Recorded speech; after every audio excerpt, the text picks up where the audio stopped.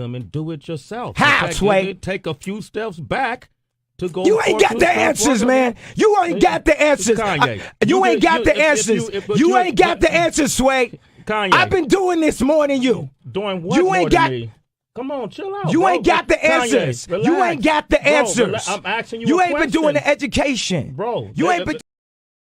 You don't have boyfriends? Are you going to like your whole phase right now? Yeah. How's that going? It's alright. What about you? You went through your whole phase too? No, I'm going through my career phase, so I'm a financial advisor. So I don't want a boyfriend. How'd that make you feel? I feel like a hoe, like a real hoe. Damn. You should. Who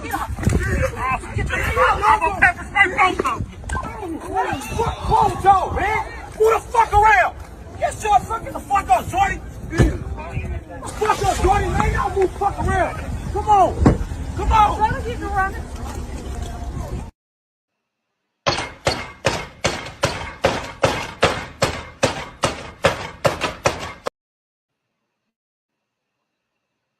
Every day was a struggle to get my boyfriend's attention. Video games, sports, the boys. But that all changed once I found out about Cymbalta. Cymbalta is the first and only FDA-approved medicine specially formulated to promote simping. This is how it works. Cymbalta is a once-daily transrectal supplement designed to enlarge the simp region of the brain. Cymbalta saved my relationship. My boyfriend went from ignoring me to simping for me immediately. He no longer wanted to play video games or hang out with the boys. He had the urge to wake up early, go to farmers markets, and wear cute outfits, just for fun. And the best part is, Cymbalta is 100% safe, so there's nothing to worry about. Cymbalta is extremely dangerous and not for everyone. Side effects include depression, loss of respect, shrinking testicles, loneliness, hallucinations, and in some cases, death. Call your doctor immediately if you have a simp erection lasting more than 4 hours. Relationships can be complicated. Simplify yours with Cymbalta.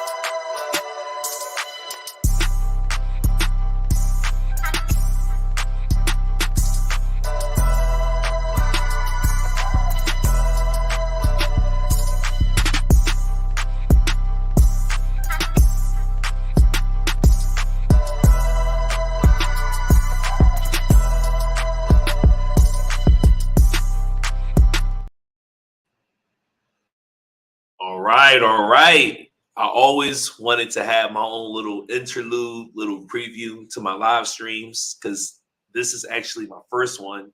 I'm using this tool called StreamYard, and this is actually my first time. So if I'm messing anything up, if you guys not hearing me good, anything like that, just leave a comment in the live stream chat so I can be able to see it, so I can see what's going on. But this is going to be a special live stream, right? Because it's not only my first one, right? I want to talk about a topic that is real personal to me, right? Let me close my door. I got the construction going on. Ugh. All right. So pretty much, right? I had someone trolling in my comments, right? And they were making remarks about, me moving out the country, me abandoning my kids, stuff like that. So the topic that I want to go into today is, am I a deadbeat? Now, I'm not going to sit up here and judge other men and tell other people what a deadbeat is. I'm only talking about myself because I know that there's other men going through this, right? I know that there's other men that are pursuing their purpose, men that are out there, you know, trying to get their lives stable. And because they are not answering to their baby mother terrorists, these men are demonized. Now, there are deadbeat fathers out there. My father was one. That's how I really know what a deadbeat dad is, right? That's how I truly know what a deadbeat dad is. And just to give you guys just a quick, you know, backstory on my relationship with my father, right, who was a deadbeat dad. Pretty much, he had sex with my mother, who was underage at the time. My dad was, I believe, 18, and my mother was 15, I think, when they actually had sex, and then she was 16 when I was actually born, right? Now, here's the thing with my dad, right? Now, was my mother the easiest person to deal with? Absolutely not. She had mental issues. She was, you know, raped as a young girl, you know, come from a toxic family, blah, blah, blah. So, number one, my dad made a mistake by choosing the wrong woman to, you know, share his seed with, right? That's number one. Number two, he never went above and beyond and made effort to be in my life. Now, here's the thing, right? Now, I tell men, you do got to know where your limit is and where to cut your losses at. But, you know, my dad never tried to get custody of me. I couldn't really depend on, you know, getting school clothes and things that I needed from him. My dad, he was more like, I may get something from him, I may not. Like, I always looked at like my grandmother as, okay, this is where my school clothes is coming from. This is going to make my Christmas. And my dad was always once in a while, maybe, possibly. And one of the reasons because of that is he had another family. He went and had two other children with another woman. So he had another family. So that part I can understand. I can understand you have another family, you have other obligations. And I hate to break it to women. When a man moves on and starts another family, that family is now his priority. Not saying that the children that he had in the previous relationship is not his priority. However, a man can only focus on one thing at a time. So when it comes to his focus is going to be on his household first, making sure his household is good. Because the main reason why it's hard for a lot of men to move on and get remarried and start other families is because they have the anchor from the previous relationship holding them down, right? Versus a woman will declare that his stepdad season, go out there, give all these simp guys that want to play stepdad hell, and then leave with all the benefits, and these guys said nothing but bad stories. So, am I going to criticize my dad for not being perfect? Absolutely not. And once I learned more about my father, how he was raised, the fact that his father wasn't in his life, my grandfather was in prison most of his life, my dad didn't have good influences, stuff like that. My father made a lot of the wrong choices. So I forgave him for that. I forgave him. Even though there's no excuse for what he did, there's no excuse for him. There's no excuse for my dad not teaching me how to fight, right? There's no excuse for when, you know, I wanted to learn about girls, you know, my dad rather take me to go-go bars in West Philly and give me $50 and tell me to, you know, go rock out. Like those are the things that have no excuse. However, I do have to look at things from his perspective. My mother had mental issues. Number one, dealing with anyone with mental issues can cause issues. My mother's mental issues were so bad when I got a certain age, I couldn't even deal with it. You know, my mother also had all of her children removed from her when, you know, by child services, including me. So she was an incompetent, you know, mother, right? Because of her mental issue, because of her past trauma, stuff like that. But my dad kind of used that as an excuse to kind of, you know, back off of responsibility and pass it off to my grandmother. So that's an example of a deadbeat. You know what I mean? And only I can call him that. My grandmother can't call my dad a deadbeat. My mom, God rest her soul, cannot call my father a deadbeat, but I can, because the child is the only person that can tell a parent if they did a good job or not. It doesn't matter how good of a job you believe you've done. The only person that can tell you you've done a good job as a parent is not the other parent. It's not social media. It's not grandparents. It's the child. If the child deems how you raised them being raised well, right, then you did a good job no matter what anyone says. Because guess what? You might have other people who said that you did an amazing job raising your child, and your child tells you, no, you did a horrible job. I hated my life growing up, right? So with me in particular, right, my current situation is pretty much I currently have full custody of my oldest daughter to this day. Even though she's not living with me right now, on paperwork, I have full primary custody. And let me just break down to you guys how custody works. Number one, majority of the time, the mother gets custody of the child by default. That's just what it is, right? Then typically the father has to justify how much custody he gets. I've seen men not get joint custody of their child because the mother said, oh, well, Aaron, I'm using me as an example. Aaron doesn't have experience with babies. He has a short temper. He never had the baby overnight. So I don't feel comfortable with him getting joint custody. And there's a judge that will sit there and say, oh, Aaron, you never had the child overnight before? Okay, you only get visitation two, 3 times a month.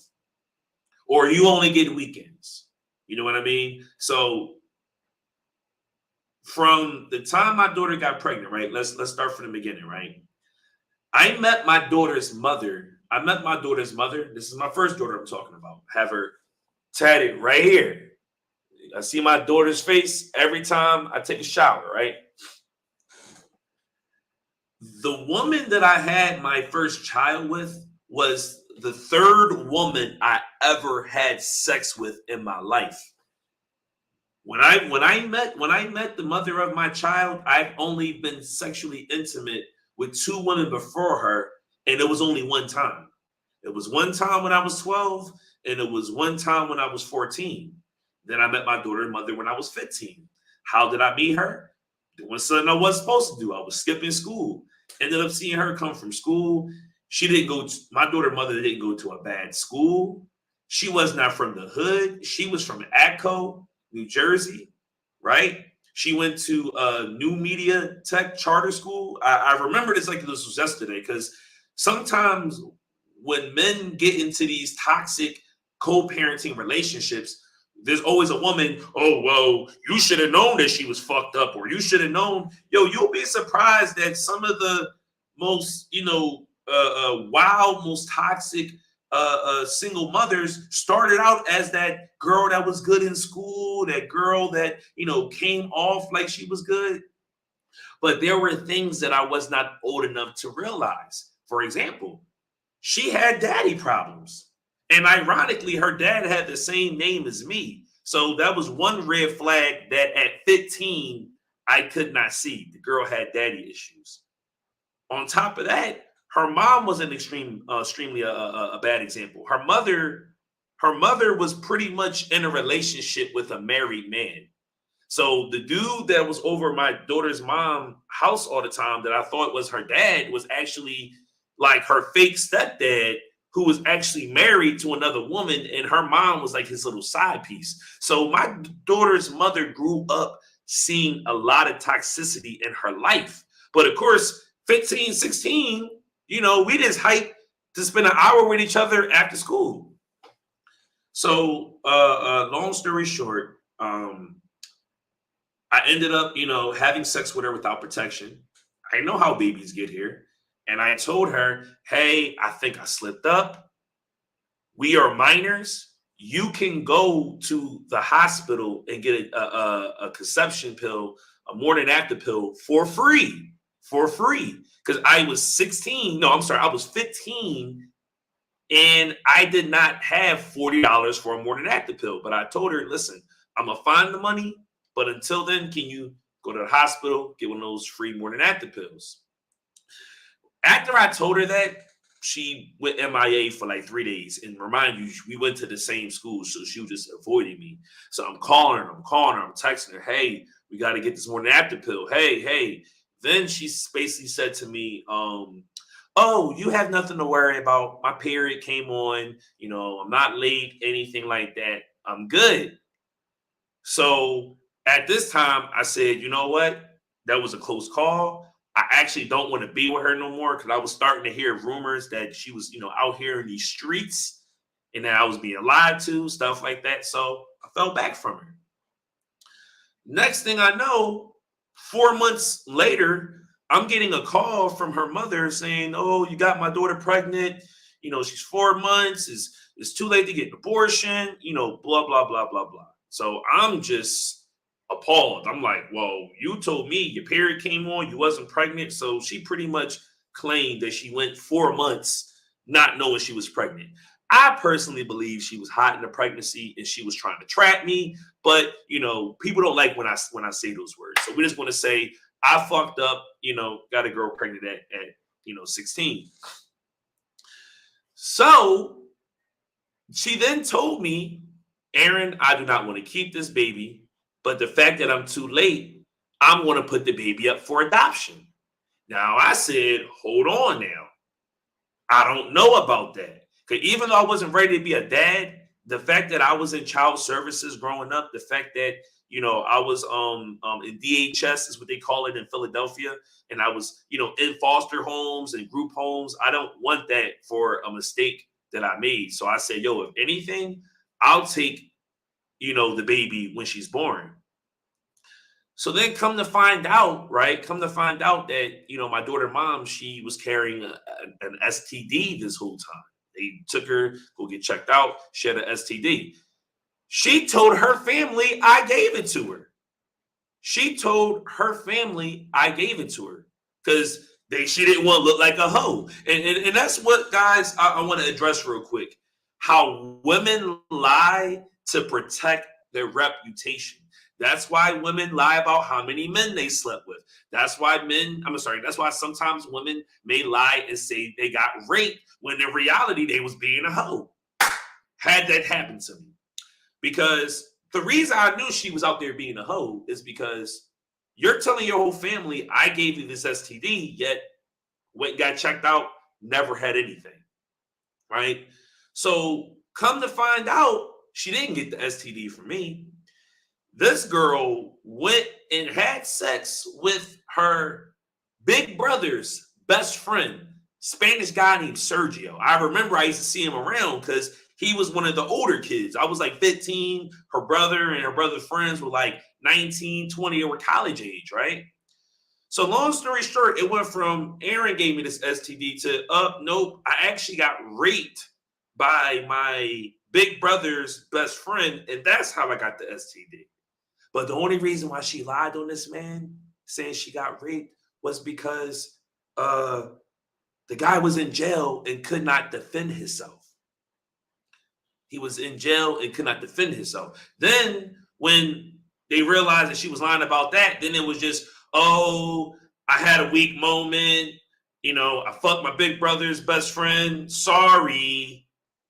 Now, I'm asking her, well, is this baby even mine? First, it was, I don't know. I'm not sure. So that's when I'm like, oh, I'm not going to be part of this pregnancy if you can't even tell me this baby is mine. Then when she gets to closer to 7 months, you know what? It is yours. It is yours. I guarantee it. But I still have doubt. Next thing you know, I'm getting served with paperwork because she wants to put my daughter up for adoption. She wants to put her for adoption. So what they do is when you want to put the I can put the comments up here. Oh, all right, bet. So when a woman does not want to have a kid, right? And I really want to put this out there. When a woman does not want to have a kid, Here are her options: condom, birth control, morning after pill. There's an abortion pill out there. I don't know if you guys knew that. There's actually a pill that you can take that will induce an abortion, right? There's a regular abortion, and then there's adoption. So that means, ladies, even if you waited all the way till you actually have the baby, you still don't have to be responsible. You still don't have to be responsible, because guess what? There's something called the safe haven law.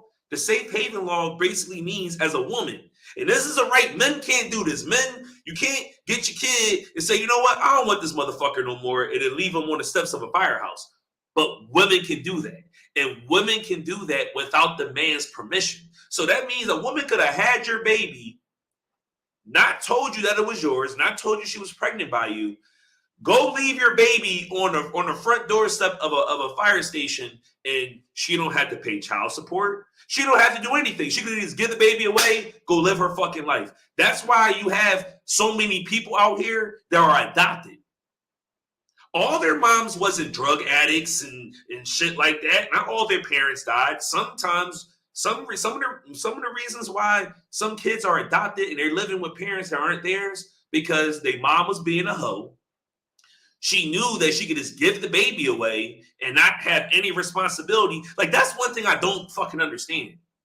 If men have to pay child support for children that they create, why wouldn't women put their kids up for adoption, or the state takes their kids away, right? Why don't these women have to pay child support to the foster parents? But the man, if the man says, you know what, I don't want this kid.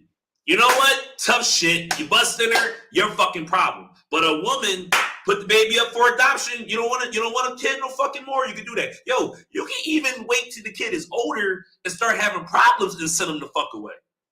So this is just some of the advantages that women have over men when it comes to bringing a life into this world. So let's speed this up. So when she called me and says, you know, I'm in labor, I'm having a baby, I still went. I still went. You know, I went because I wanted to see what the baby looked like. I went there. You know, she was in labor for an hour. Boom, my baby is out. The first thing I said to the doctors and the nurses, I asked the doctor, can we get a DNA test right now? That's what I said. I said, can we get a DNA test right now? They looked at me like I was fucking crazy. And ladies, this for the people that haven't had kids yet, you can't request a DNA at the hospital. So when you got to make that life choice of, damn, do I put my name on this birth certificate? Do I let this child carry my last name? You can't even get a fucking DNA test first to make sure. That's why my daughter don't have my last name. My daughter don't have my last name because her mom was a fucking hoe. And I didn't want her to have my last name until I knew for a fact she was mine. That's why a lot of you that's watching this fucking live right now, that's why a lot of you do not have your father's last name, because your mom was a fucking whore. Your mom was being a hoe. That's just being straight up. And like I said, that's why I'm on YouTube with this. Because if I say this shit on Instagram, if I say the real truth, I'm going to get canceled. But let's just be straight up. Some of y'all do not have your dad's last name, or some of you have a last name of another nigga that's not your fucking dad. How about that? I know people right now. My ex, her last name was Martin. And I used to always be like, Martin. I used to always mess with her. She'd be like, Aaron, stop calling me that. Stop calling me by my last name. And I'm like, why? She said, because that was not supposed to be my last name. The guy I was named after is not my real dad. So I'm like, wait a minute. How does a woman name you after the wrong man? How does like I don't understand that. How do you get named after the wrong man unless your mom was being a hoe? Makes no sense to me at all. So that's why my daughter don't have my last name. So it took me about 3 months to finally get this DNA test. It took me about 3 months to get this DNA test. Boom, she came back mine.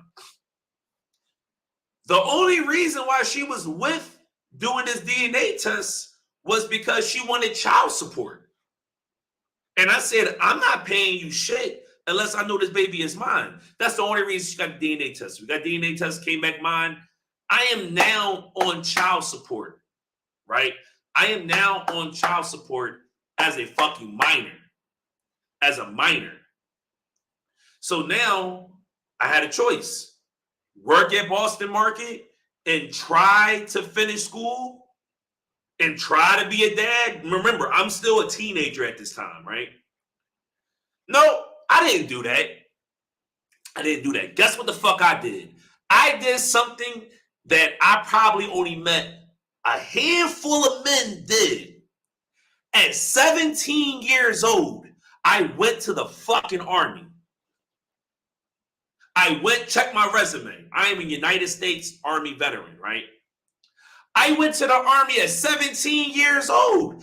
Everybody, Aaron, you're crazy. Aaron, you're crazy. You're crazy. Why are you going to the Army before you even graduated high school?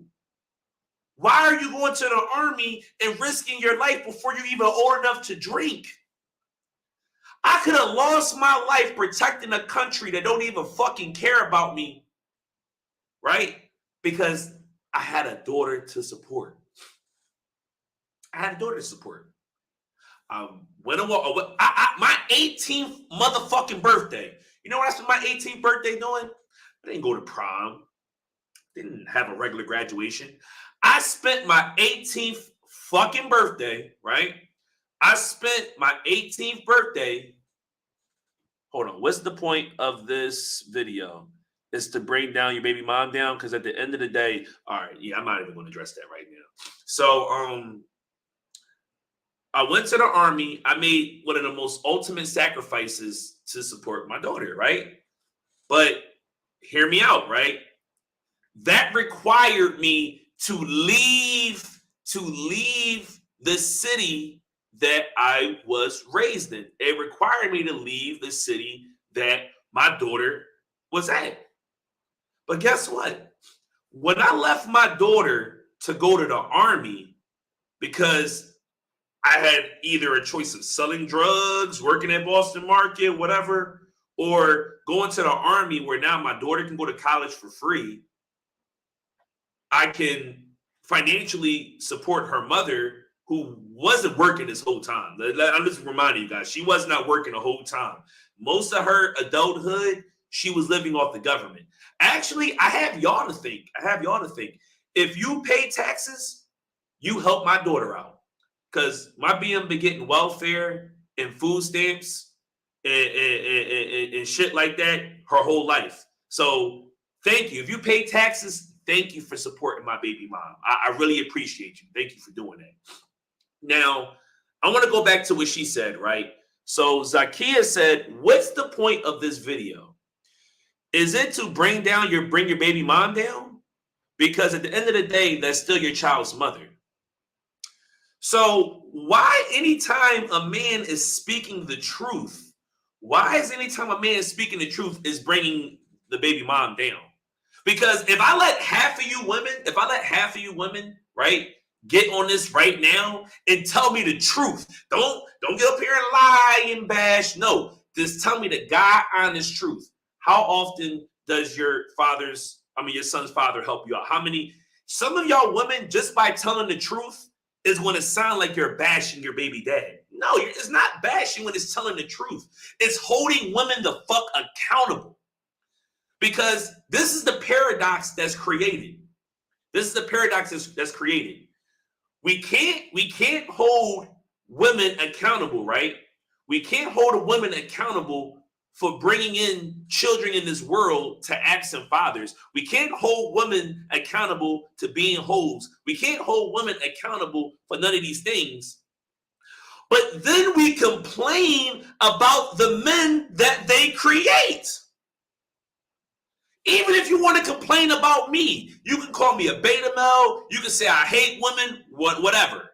Let's go back to the origin. Who was I raised by? A single woman. So that's what I'm saying. If we're going to complain about the men, let's go back to the source. Who is raising these fucking men? Because y'all just said the dads aren't around. The dads aren't around. So I can't blame the dads. Dads ain't around. You know what I'm saying? So let me go to this post real quick. I'm going to share my screen. Hold on. All right. Share screen. Boom. All right. Let's see. I can window this to the left. Boom. All right. Cool. Share. All right. Right. So I want you guys to see this. Because this comment is what triggered this video, because she wanted to know what was the point of this video. So I'm just defending, protecting my character, protecting, you know, my reputation. So I wanted to address this. So this girl commented under my post. This is what she said. She said, moved out the country and you have 2 children that live in the USA. Children have a pivotal moment in their childhood daily. Well, I guess you can parent like Nick Cannon while judging single mothers actually raising their children. Maybe another man will raise your children. So this was my response today. I have 2 in Philly, and they think I'm the most successful man that they know. They watched their father climb his way out of poverty to become successful, move out the hood. I am not responsible for moving my kids out the hood if that's where their mothers want to be. I'm going to say this part again. It is not my responsibility for moving my kids out the hood if that's where their mothers want to be. Living in Philly is not mandatory. Living in the projects is not mandatory. My daughters live in North fucking Philly. My daughters live in North Philly. So what do y'all want? So single moms, what do y'all want me to do? Y'all want me to buy both my baby moms a house while they're, and look, let me remind you, they're both engaged. They both have fiancés. So you want me to demasculate their man, basically tell them, well, look, I know you're with my baby mom now, but you kind of broke and you got my kids living in the hood. So I'm going to pay for all y'all to move out the hood so y'all can be closer to me. That's what y'all want me to do. And then this is what I said. I said the only mistake I made was making children with women I didn't want to be with. And guess what? I take accountability for that all the time. I tell people, that's why I don't just fuck anything anymore. See, when I was younger, let me tell you something. When I was younger and I had low self-esteem and I didn't fucking love myself, right? That's what attracted me to toxic women. I didn't love myself. I felt like, oh my God, a woman wants to give me some sex, want to give me some ass. Oh my God, like that's amazing. Let me lower my value to give my body to her. But then when I got older, I became more successful. I got around more alpha men who taught me, you know, how to be a man. That's what it changed from, oh, wow, now I know my value and my worth. Now I know what I bring to the table. So why am I just going to go out here and just fuck anything and risk that anything having my seed? My daughters taught me the greatest lessons that a man can learn. The woman you choose to either marry or carry your children will decide the destination of your life. Because let's go back to what she said, right? She said, I moved out the country and I have 2 children in the United States. So why, when I went to the army, I went to the army for a year, right? Let me tell you something. When I was in the army, I couldn't have my cell phone. Only thing I could do was write letters. I got my cell phone once a week for 1 hour on Sunday. Once a week, 1 hour on Sunday, right? And on top of that, in the army, I think at that time I was making what, like $2,000 a month after tax. So when I went to the Army, when my daughter was younger, which is a more pivotal time, she learned how to talk, she learned how to walk. When I went to the Army when she was a baby, right?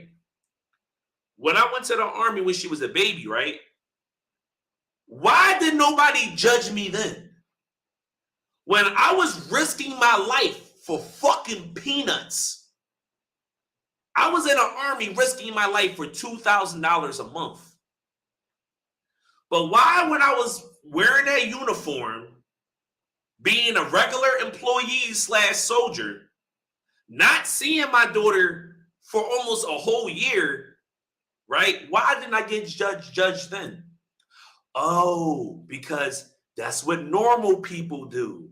Normal people join the Army, or normal people work a 9-to-5 job. So yeah, Aaron, as long as you're working a 9-to-5 job, or you're joining the Army to risk your life for a country that don't care about you, you can leave your kids as much as you want. You know how many good fathers go on deployment in the Army and might not see their kids for years?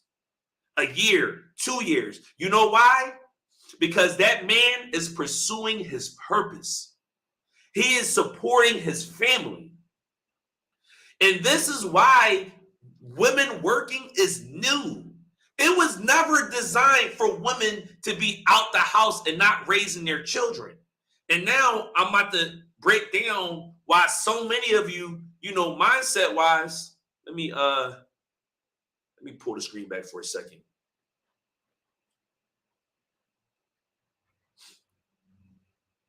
And this is why so many of you, mindset wise is so fucked up. The reason why a lot of you, mindset wise are fucked up because your mom didn't raise you. Your mom didn't raise you. The Matrix did. That white school teacher raised you. See, because the mom and the dad wanted to be out the house chasing money and chasing goals, now the child is being raised by the fucked up school district. Now the child is being raised by YouTube. I hate to say it, my youngest daughter, YouTube is raising her right now. And you know why YouTube is raising her right now? Because when I tell my daughter's mother, hey, I really want my daughter to go to this school. Hey, I really feel like, we should move Millie to a city that's more family oriented. She literally does not give a fuck because everything is about her career. Let me tell you something. The reason why my youngest daughter is still living in the hood is because her mom is a career police officer. My daughter's mom rather risk her life on the streets of Philadelphia, because she's not, my baby mom is not just a regular cop. My baby mom is a SWAT police officer. She busts down doors and serves warrants. So my daughter's mom rather, there's a lot of comments here. My daughter's mom rather be on the streets fighting crime, risking her brains blown out, than to be like, you know what? I created a kid with Aaron. So if I created a kid with Aaron, I must respect his leadership in somewhat way. Because that's what I don't understand. Why create a baby with a man if you don't respect his leadership? So my daughter mom basically told me, I'm not going to stop being a Philadelphia cop. I'm not going to stop being on SWAT. I'm not going to stop any of these things. I'm going to stay in North Philly. I'm going to stay taking your daughter to the hood because my career comes first. Then I was like, wow. My daughter's mother, right? My daughter's mother can choose her career first. She can choose her life. Let me show you all the ways that she chose herself first. She chose herself first when she decided that she'd rather get a stepdad than do what the hell I say, and follow my leadership. That was number one. If I had it my way, I don't create single moms. I would have stayed with both of them. But the first one was a hoe, was so much of a hoe that I had to get a DNA test, and my daughter don't have my last name because of that. And my second daughter, right, was being raised by another man until that other man got a DNA test. Then when that other man got a DNA test, that's when my baby mom hit me up. Hey, so remember when we had that one night stand about a year ago? Yeah, when I got pregnant, it wasn't really by my fiance. It was really by you. But we're just kind of now figuring this out. I didn't meet my second daughter until she was 6 months because she was being raised by another man. See, this is the shit that drives me the fuck crazy, because every time I talk about these situations, women committing paternity fraud, lying and telling men that these are their kids and they really not, or these men getting put on child support for kids that's not really theirs. Anytime I bring these up, right, all I hear is, it's not all women. It's not all women. It's not all women. Okay, but it's enough. It's enough of y'all to cause all these fucking problems in society. So this is the point I'm trying to make with this live stream, right? This is the point I'm trying to make, right? Why are men demonized for chasing their purpose? Because let's go back, because I want to go back to these pictures. So I want to go back to this, because she usually trolls don't piss me off on social media, but this is something that I've seen from a couple of people. So let me go look at the other thing she said. Here we go. Here's another one. So this picture right here, I was actually with my Dominican family, which I do have family down here. And guess what? Blood don't make you family. If you take care of me and make sure I'm safe and look out for me and make sure that my best interests are protected, you're my family. Because guess what? I got people who I share the same blood with. I got people I share the same race with that steal from me, that talk shit about me all the fucking time. So guess what? If my Dominican family makes me feel loved and accepted and stuff like that, guess what? They're my family now. So the same girl, right? The same girl commented and said, "Where are your babies? Daddy with another family on Christmas." Wow. Okay, I can understand that. And I said, nice try. If spending the holidays with my kids makes me a good father, I guess I'm a deadbeat. You know why? Because I remember me having to work a job on Christmas because I was so broke, I had to get that double time and a half. See, if I had to go work at my 9-to-5 job on Christmas, wouldn't have been a big deal. If I'm slaving and working for a white man for Christmas, no problem with that. But guess what? This is why I stayed in Dominican Republic for Christmas, right? Because I had a couple people look at me sideways for that. Number one, it was so cold in Philly, right? Like the temperature at that time was getting so fucking cold. Literally, flights were being canceled. Like, flights were getting canceled left and right in the States because of how cold it was at the time. And one of the reasons I moved to DR was for the weather, right? So that was one strike. It was cold as fucking shit. Number two, I do not have how can I put this? Outside of my tenants, like the houses for my tenants, I do not have a home in Philadelphia. When I go to Philadelphia, I gotta either book an Airbnb, hotels, etc. And the usual Airbnb that I get there wasn't available. That was the next strike. Number three, and you guys can probably relate on this, right?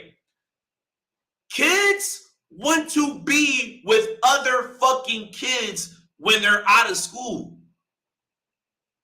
Every time I fly home and I spend time with my kids, the first thing they ask me is, "Oh, where's my cousin Kaden at?" Or "Where's Miss So-and-so daughter at?" Like, my kids like playing with me for a percentage of the day. Then the rest of that, they either play amongst each other, which is hard to do because one is 13 and one is 5, or they want to play with their cousins, or you know what I mean, or my friends' kids, etc.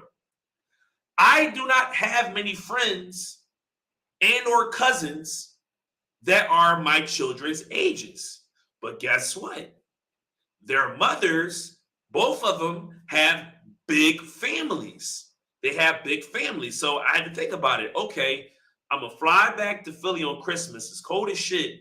Just to get a hotel and have my daughters cooped up in a hotel room, driving each other crazy because they not playing with kids their age, where they could be at home with more kids, with their mom, getting everything they want for Christmas, and actually enjoying the day. And then I actually asked my kids. That's another thing. I actually asked my kids. I said, hey, do y'all want to spend Christmas with me this year, or do you want to stay with your moms? Guess what both of them said? Oh, no, it's all good, Dad. I'll just see you my Christmas list. I want to stay with my mom. I want to stay with my mom. So, yeah, just wanted to shut that down. But me spending the holidays with my kids don't make me no better of a father. Because guess what? I know some men that only spend time with their kids on the fucking holidays. You know what I'm saying? So, yeah, let's just keep it moving. Here was another one. Here was another one that was grinding my gear. Hold on.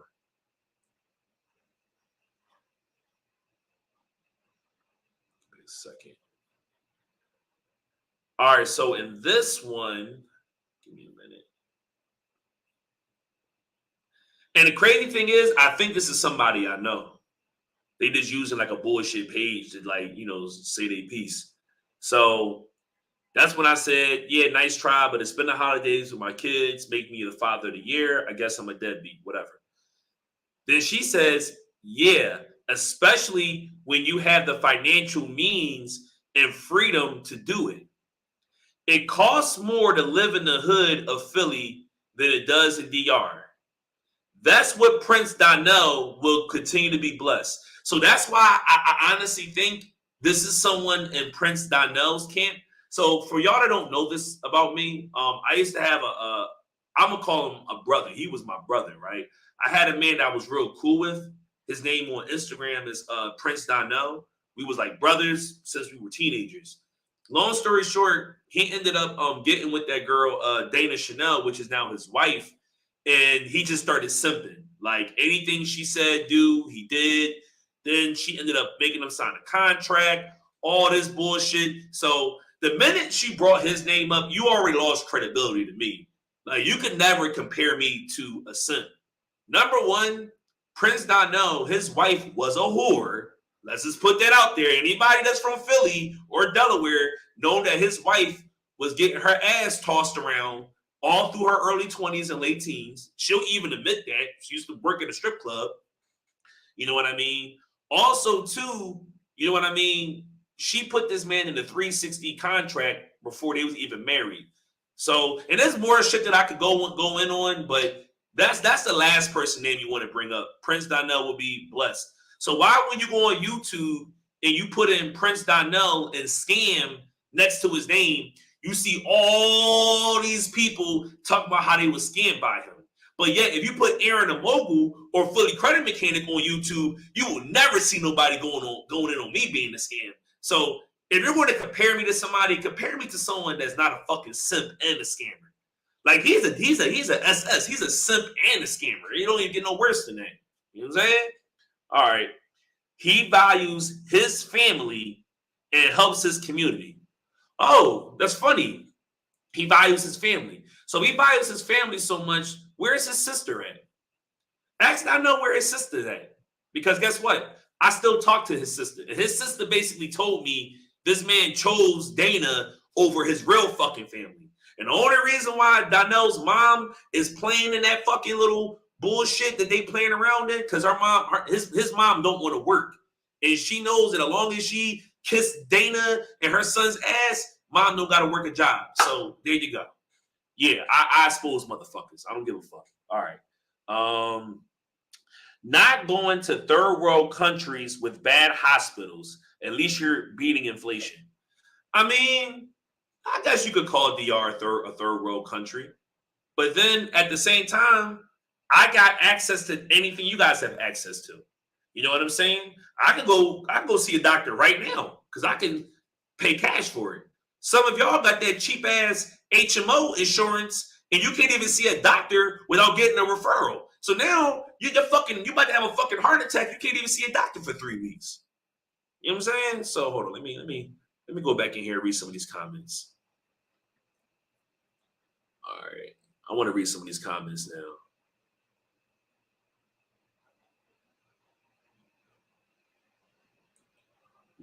Watch what you say, Aaron.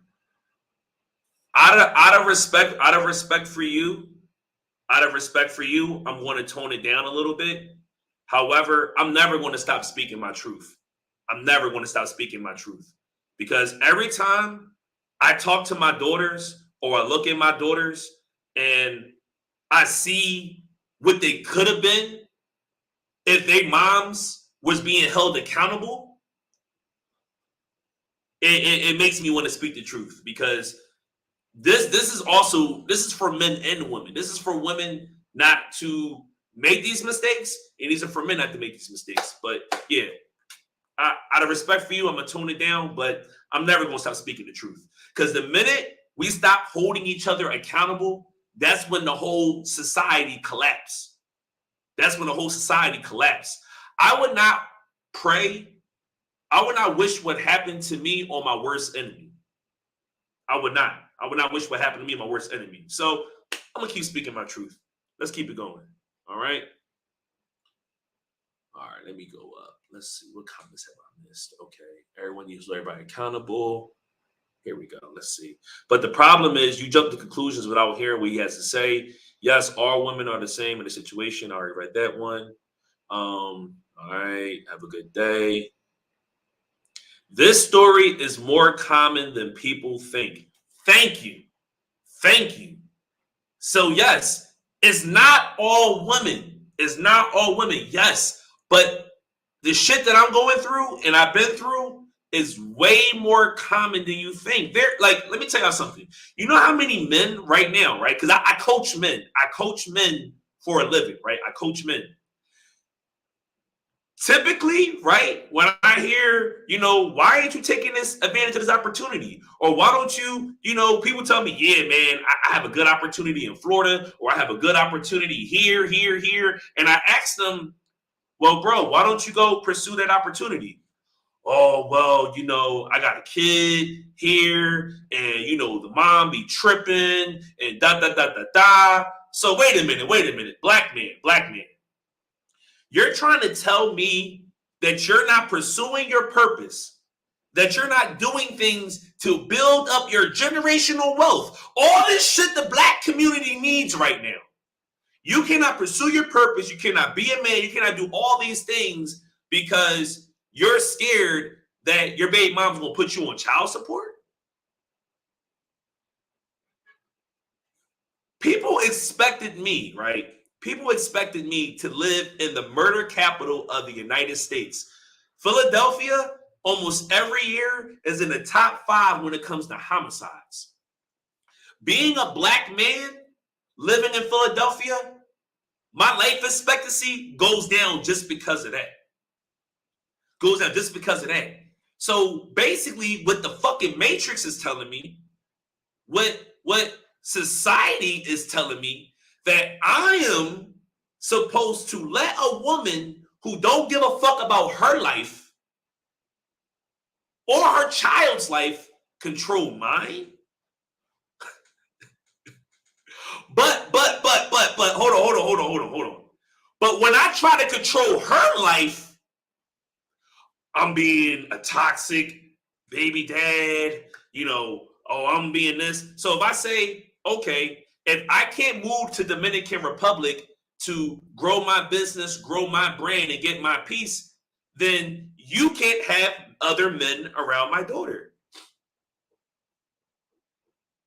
Why can't we ever make compromises like this? Okay, black man, In exchange for you not chasing opportunities, chasing your goals, all this stuff like that, in exchange for that, I'm not going to have other men around your kids. No, we don't get that. We get, oh, you better accept it. If I want to have 3 men around my kid, I'm going to do that. And I'm going to put you on child support. And I'm not going to let you see your kid, you know what I mean, when you want to. So the woman can do all of that. But black man, you're scared to take on a better job opportunity in another state because you're scared of that bitch? Listen, that's why I took this to YouTube. You know, I don't know if Facebook gonna cancel me for this, but like Facebook, you know, whatever. But what you guys have to understand is speaking the truth is what makes me feel like a man. All that, I'ma shut up, I'ma shut up, I'ma shut up. I'ma watch all this fuckery going on, I'ma shut up. That was making me feel more depressed. But when I'm able to speak my truth, and if even 1 or 2 men hear this, or 1 or 2 women hear this, and they do something different, I did what I was supposed to do. And that's honestly why I really loved living in Asia. And I love living in like the more Islamic societies, because guess what? Everybody criticizes each other. Everybody holds each other accountable. You know what I'm saying? Let's keep it going. Moral of the story is any parent should want their children to, let's see, moral of the story. Any parent should want their children to go to not only a good school, but live in a good area too. There's no excuse for nothing. So let's talk about that, right? Let's talk about this, right? Let's talk about this. If I am a man that makes extremely high income, if I am a man, right, that's willing to take care of his kids, right? And if the baby moms don't have the money or the resources to move the kids out the hood, why aren't they living with me? Why do I have to fight for custody if I'm able to better provide for the child? That's what I don't understand. Like it's to the point that these single moms want to be independent so bad that they rather their kids live in the hood and go to bad schools than just follow the leadership of the father. Listen, my baby moms can hop on here right now. If they're willing to follow my lead, their lives will be so much more better. So much better. But since they don't, I'm not fighting no more. And that's the advice I'm going to give men. Listen, fellas. Fellas, I want you to listen to me real good, because it took me about a year and a half to get into this mindset. Fellas, if you know you financially provide for your child, you know that you're a good man.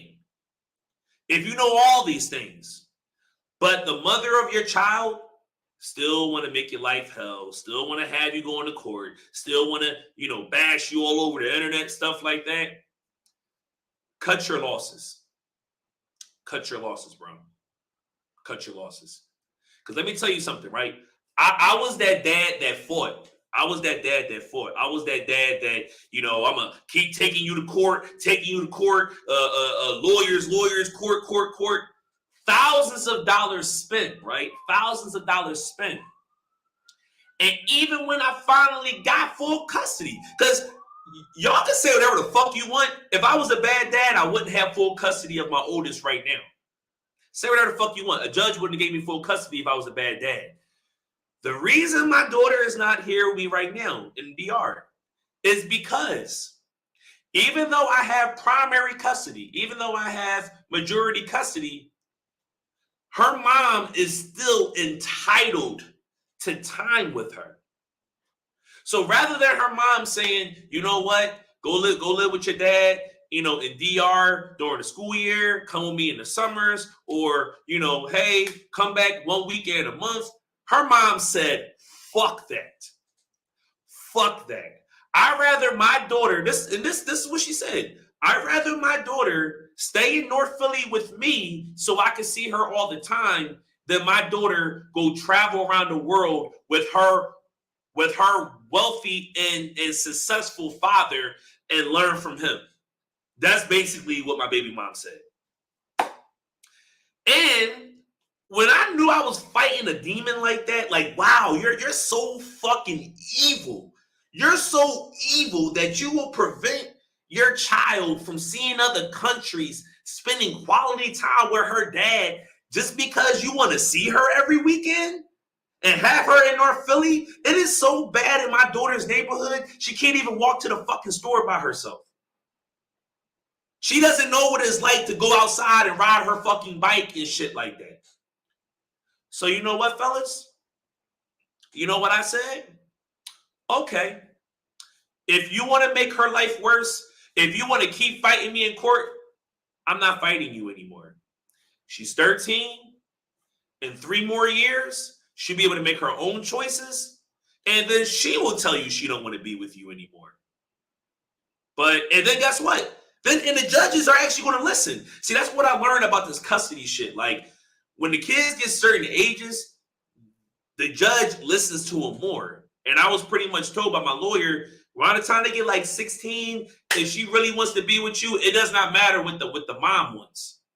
See, when the kid is young, they weigh out what the best interest of the child is. But once the child gets to a certain age and say they want to go with dad, they go with dad. So as of right now, I have full custody of my daughter. But the reason she's not with me right now, because her mom won't let her come down here for an extended amount of time. And I'm not going to hold up my life. I am not going to not chase my purpose. I am not going to not buy real estate in DR and learn languages. I'm not going to stunt my growth over a spiteful woman. And fellas, that's the only thing I'm trying to get across to you. Do not stunt your growth for a toxic woman. I don't give a fuck if she has your child. Because let me tell you something, right? Some of you men are, and I know men that are older now, right? I know some men that fought all their kids' life. And then the mom kept putting poison and toxic in the child's ear. Then you did all that fighting for your kid to grow up and they still fucking hate you. You spent all this money in court. You did all this shit. You grew up, your kids still fucking resent you because of all the lies that were told on you. So that's why I tell men, your best bet, do as much as you can that doesn't cause friction with the mom. Do as much as you can until it causes friction. Once it causes friction, you back off. Let the child see how fucked up the mom is. Let the child see, damn, why does my mom bring so many different men around? Wow, why does my mom always seem depressed? Wow, why does my mom sometimes act like she don't like me? Let your child see all that. So then when they get to the right age where they see the bullshit, now you can just be their angel that just comes into their life and be like, listen, the only reason I fell back because I wanted you to see the truth on your own. See, I learned like if you try to if you bash the other parent to the kids, you're just making yourself look worse. That's why I don't do that. I don't bash my children's mothers to them. I let them see it for themselves. You know what I mean? So let's keep it going. Aaron, no, she can continue her career field. Doesn't mean she have to stay in North Philly. Exactly. And that's what I said. I said, yo, you've been a cop for this long. You got good credit. You making money. You know what I'm saying? Why stay to fucking Philly where there's a good chance a nigga will shoot you? Because it's the selfishness. It's the selfishness. Like even me as a man, you know, me as a man, when a man is trying to challenge me or trying to fight me, or if I'm in any danger, the first people I think about are my children. Okay, if I fight this motherfucker, can he kill me? Could I kill him? And could I end up in jail? Can never call me selfish because there's a lot of motherfuckers I wanted to beat down and do shit to, but I got kids. If I get booked or something happens to me, they lose a dad. But I don't know, being a SWAT police officer and you have a baby and you a single mom, yeah, that doesn't make sense to me. That doesn't. Like, I honestly thought that, you know, when women that are police officers or work like dangerous jobs, I always thought like when they become mothers, they are, I'm a, you know, work behind the desk. I'm gonna do something where, you know, it doesn't put my life in danger as much. But nope, you know what I mean? This whole independent woman shit, being an independent woman, being the first woman to do this and the first woman to do that and to be equal to men, that's why you're fucking your kids up, because you want to be a man. Sorry, I'm not sorry. And that's another place I'm at in life. I'm at a place in life where I'm so happy with my life that I say whatever the fuck I want and I don't apologize for it. See, this is one thing my mentor told me. My mentor told me, he said, money, hold on. Give me a second. He told me money shows you who you are when you don't got to be nice to people anymore. Give me a second. I got somebody pulling up on me soon. Okay. So the fact that I'm at where I need to be at in life as far as like mentally and spiritually and financially, like I say what I want without apologizing, because hopefully it inspires more people to speak their truth. You know what I mean? You don't have to go into specifics about your backstory. That's no one's business. How you want to tell me what I could talk about? See, that's the whole thing about like this new like society now. She's telling me, so Alexis Lloyd says you don't have to go into specifics of your backstory. That's no one's business. It's whatever business I say it is, because it's my business. It's kind of like you're being a hypocrite, because you minding my business is you kind of, you know, contradicting what you're saying. If I want to get on fucking the internet and share my truth, that's what I want to do. You don't got to listen to me. There's 24 hours in a day, and you do not got to give me one of those hours. You can go back to work. You can go fucking shade room, all that shit. I'm speaking my truth because this is what makes me feel good. It makes me feel good that I could be so transparent that if another man is going through this that does not have the confidence to speak out on it, he can lean on me. He can lean on me. I'm about fucking male empowerment. Women, y'all have enough fucking empowerment. Y'all have enough empowerment. Y'all got the government. Y'all got the government. Y'all got simping ass men behind y'all. Y'all got all the empowerment. Men need the empowerment now. Men are the ones committing all the fucking suicide. Let's fucking talk about it. Let's talk about it. Let's talk about all the black men that's blowing their fucking brains out because don't nobody want to hear their fucking story. Don't nobody want to listen to them.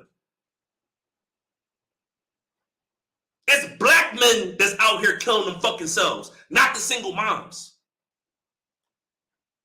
I'm for the black men, and I don't give a fuck with who likes it and who don't like it. You know what I mean? Because there's too many soft-ass niggas out here that's not telling women the truth about themselves. And guess what? How I'm talking right now, I toned this down, and I talk this way to my daughter. I tell my daughter every day, the worst thing you can be is a single mom. That's the worst thing you can be. You will be a disappointment. You will be a failure. And I tell her that. Just like how if you, think about it. If your kid goes to jail, you'll tell them the same thing. If you commit a felony, if you commit a murder, that's the worst decision in your life. You'll be a failure if you do that. I feel like being a single mom is a different type of prison. Because you're trapped raising a kid. You're trapped paying bills. You're trapped, and you can't take as many opportunities as you want to take. So yes, it's prison. So that's why I tell her that's the worst thing you can fucking be. But like I said, if you're somebody who supports that, like you want your child to grow up and have a broken family like you and your family and stuff like that, then get the fuck off my live stream. Because you're feeding into what's wrong with society right now. See, me living out of America, it gave me like an outside bird's eye view of what the fuck is really wrong with this country. My live streams are for people who think like me, or people that's tired of all this fucking pandering and shit going on. That's why I got my credit together. That's why I go hard in my business. So I can have the money and the means to speak my truth even when motherfuckers don't want to hear it. And the people that do want to hear it, they won't fuck with it because they know it's real. You can say a lot of things about me, but you can't call me a fucking liar. You can't. You can't. So who called me a liar yet? Look in the comments. Who called me a liar? Where I'm lying at? It's just, Aaron, you don't gotta be so mean. Aaron, watch your mouth. That's not nice. Fuck that. Fuck that. Fuck that. Because when men is nice and we don't use the word we wants to use and shit like that, nothing gets done. Let's keep it moving. All right. Boom, boom, boom. And I knew she was going to say that. Oh, I was looking for this comment. You just ran into the wrong women. I love this. All right, so let's break it down by statistics. Right? If I'm running into the wrong women, right? If we just running into the wrong women, right? Why are 70% of black women single moms? Fellas, she said I run into the wrong woman. So let's go over statistics, right? Statistics. 70% of women choose to be single moms. 70%. So that means majority of the black women that I'm looking at, right? If I line up 10 black women, 7 of them will become or is or wants to be a single mom. That's the statistic. Look it up. Black women are the highest percentage of single moms out of all the races. So maybe, but based on what you're saying, I should have stopped messing with black women. If we going off the statistics, look this shit up. I'm not making it up. We can Google this shit right now. We can Google it right now. Look up the single mom rate of Asians. Look at the single mom rate of Latinos, of whites, of Jews, whatever. Black women will always be number one. So if you're saying maybe I'm running into the wrong woman, well, maybe I should just leave black women alone. Oh, and let's go into marriage, right? Let's go into marriage, right? 80% of divorces are filed by women. 80% of divorces are filed by women. So I'm just going off what you said, Zakia. You just ran into the wrong woman. Well, statistically, most of the time, most men will run into the wrong woman. And I'm taking emotions out of it. Let's just look at the statistics. If dating a black woman, right, puts you in the highest percentage and the highest chance of being divorced or having a woman that wants to be a single mom, then maybe I should just stop dating black women if I go based off of your logic. But guess what? I don't think it's because I ran into the wrong women. I feel like there's too many of the wrong women influencing the right women. Because here's the problem, right?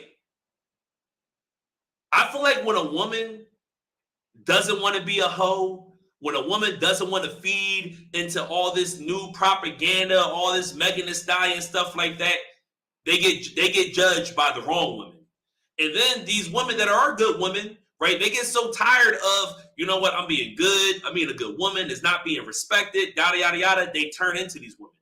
I'm going to be honest with you, like, most of the time, right, when baby moms do toxic shit, it's not because they wanted to, it's because they had other toxic women in their ears. They'll be sitting there stressed out, oh, I just wish my baby dad would help me out some more. Girl, you better put him on child support. All you got to do is go down here. It's like, that's like the generational wealth that gets passed down in the black community. I feel like a woman might not know how to fix her credit. A woman might not know how to change her oil. A woman might not know how to do a lot of things, but she knows how to go down to court and file for fucking custody. She knows how to go down to court. Like, it's crazy. Like, hold on. Let me see if I got somebody here. It's crazy. My baby mom didn't know didn't know how to get a job, but she knew how to file and take me to fucking court. She knew how to get me on child support, but didn't know how to get a job. So you know what I mean? And let's just go over her background, right? She was not raised in the hood, right? Her mom, I think her mom was like a dental assistant. Her dad seemed like a cool guy. Being was not in the streets. She did not have a crazy reputation, anything like that. But guess what? Some women change. They change. The woman that you meet at 20 is not going to be the woman you have at 40. You know what I'm saying? The woman you met when she was a teenager is not going to be the woman she's at 30. And women actually praise that. They be like, oh yeah, when I was in my early 20s, I was so stupid, but then I had my growth. I had my growth, and now I'm not that stupid 21-year-old anymore, blah, blah, blah. So, like I said, if I'm going based off of your logic, then I should just leave American women, not even really black women, American women alone. Because that's the only way I can guarantee prevent myself from running into the wrong woman, right? That's the only way I can guarantee it. The only way I can guarantee it is if I just avoid American women. Because I don't hear about this custody child support shit in DR. I don't hear about this custody child. Like, I feel like Americans are the only ones that keep these debates and these arguments going. In other countries, it's not even a fucking thing. Keeping kids away from their fathers and having kids by men to put them on child support, that's American shit, man. Let's keep it going. No, man, you have to believe all women. We the devil. Yup, he's absolutely right. We're the devil. We're the devil. We do everything wrong. Everything's our fault. And yeah, we just all need to just die or turn trans. That's what they want us to do. Lawrence, you know what they want us to do? They want us to turn into transformers. They want us to become them. That's what they want. Because you know what's so crazy? If I was like gay or trans on here speaking my truth about being gay or being trans, watch all the support the black woman would give me. That's right, Aaron. You speak your truth. You can be gay and have 2 kids. If you want to be a woman, you live your truth, Aaron. I can be supported living my truth, being gay or being a transformer. But if I'm speaking my truth about the toxic, real shit that happens between a lot of men and a lot of women, oh, Aaron, you need to watch your mouth now. Oh, you got to stop talking about that. Fuck no. Fuck no. If gays and trans and Dwayne Wade's son can get on fucking Zoom on the news with Michelle Obama and speak her truth, then I can speak mine. When y'all start canceling these trans and these pedophiles and shit like that, then I'll stop talking. But nah, fuck that. If the gays and the trans can speak their truth, I can speak mine. I was with you for a minute, then you went left. Well, tell me where I went on left at, bro. You know what I mean? And also too, I'll drop the link. I could drop the link to hop on here with me, and we could chop it up. But like I said, I'm speaking my truth. I can't speak for everybody. You know, I know some people that they're still in that dream world where nothing bad's happened yet, and they, oh yeah, Aaron, I can't relate. You know what I mean? You just picked the wrong baby mom. Okay, well, holla at me when you and your baby mom break up and you go get a new girlfriend. Let's see where let's see where your happy family is at then. Let's see where your happy family is when your baby mom moves on and get a broke ass bum ass nigga that got your kid living in the hood. Let's see where you at when you move on. You get a boss ass bitch and your baby mom is jealous. Let's see where you at. You know what I mean? When that comes, man, you can explain until you're blue in the face. People are determined not to understand because they have to look at themselves in the mirror. Exactly. Oop. Heard nothing good about them both. Heard her wife scammed so many people. Yup. I'm just catching up on the comments, y'all. Please don't believe anything you see on social media. Do your own legwork. They're both scamming so many people, using their whole hard-earned money. So Alexis Lloyd is pretty much talking about like that Prince Donnell situation, how this woman was telling me that this dude is a better man than me, but he scams his whole community. So See, that's an example right there. That's an example right now. People like him, they lie to y'all all the fucking time, and they the ones that end up scamming y'all. You will never see anything about me scamming on my name. You know what I'm saying? All right, let's catch up. Let me take a break so I can catch up on these comments. Let me take a break. So this is my first time live Zooming, so I wasn't expecting all this.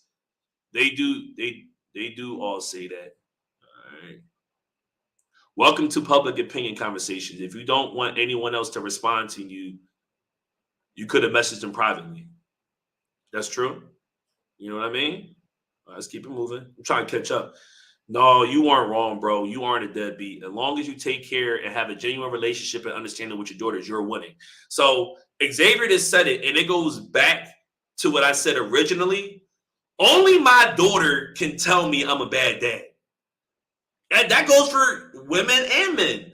Don't let anybody tell you you a good or a bad mom or dad. Only your child can tell you that once they grow up. But if they're still kids, of course they're going to say, yeah, of course, mom, you're a great mom. But wait till they grow up and they're not afraid of you anymore. Get their opinion then. Society expects you to stay pinned down to a woman. You don't even have a relationship no more. It makes no sense. Thank you. Come on, Xavier. Society expects you to stay pinned down to a woman you don't even have a relationship. Makes no sense. And guess what, bro? If I ask my BM to be pinned down to me, I'm controlling. I'm toxic. I won't let her live her life. Like, that's probably like the only thing men don't want. This don't have other men around my kids. You could go be a whore. You could go do whatever you want. This don't have other men around my kids. But the minute a man says that, don't have other men around my kids, that's when, oh, we're trying to control you. We try to do all this. Well, how come when the man wants to go pursue his life in another state or another country, you try to keep him pinned down to you? See, fellas, it's all about control. Like, once you realize this is all about control, you'll stop playing their game. The only way you can be controlled is if you play the game. You can't play the game without a controller. You know what I'm saying?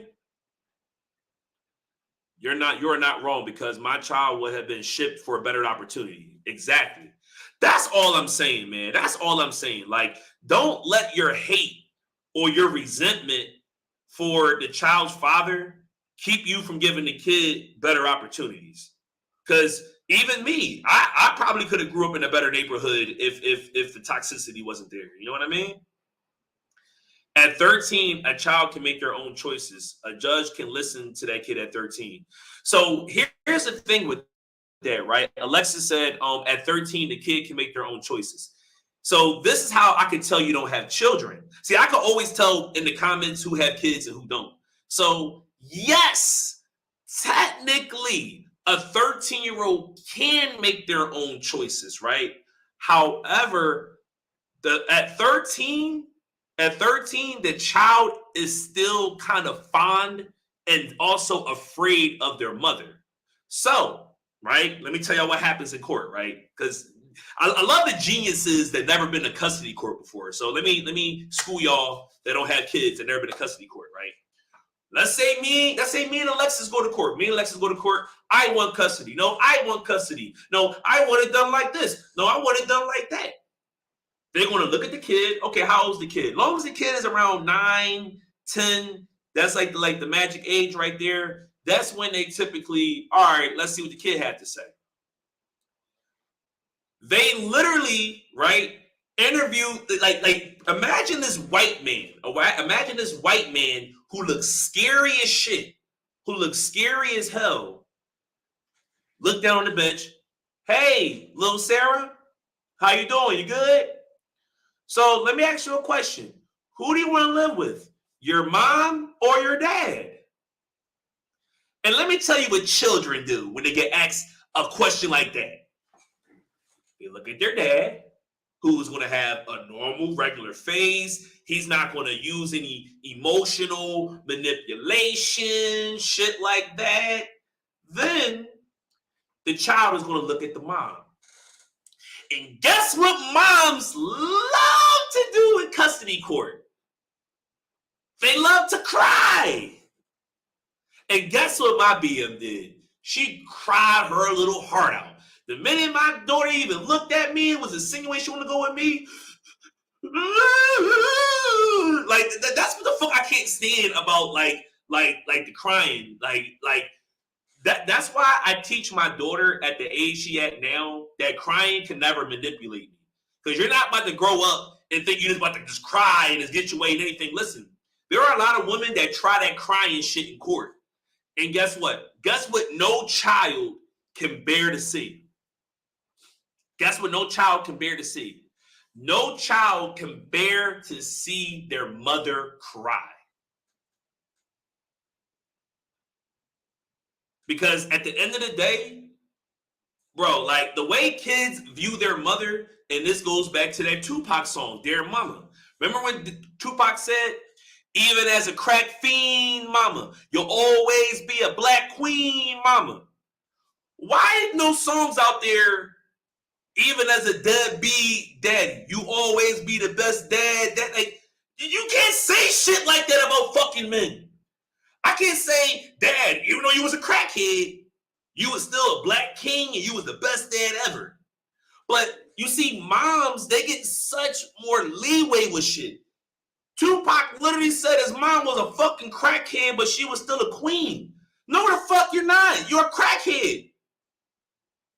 But guess what? I'm mean. People go through things. I shouldn't say that, but then let the man be a fucking crackhead. Let the man be a bum. He ain't get no songs made about him. Listen, man, I don't look, man. Look, y'all ain't ready, man. Y'all ain't ready. Hold on. That's when compromises come into play. See, I'm glad you brought this up, Jade. She said that's when compromising comes to play. Ladies, let me explain something to you, right? I'm going to tell you how society currently works. And I'm going to tell you how society is supposed to work when raising children. When it comes to raising children, if you choose to fuck a man and procreate with him, because like y'all said, woman's choice, la-da-da-da-da, you're also choosing his fucking leadership. If he wants his kid to be a fuck Muslim, his kid got to be Muslim. If he wants his kid to be Christian, kid got to be Christian. If he wants his kid to go to this school, that school, that school, that's up to him. That's his leadership. That's how society is supposed to be.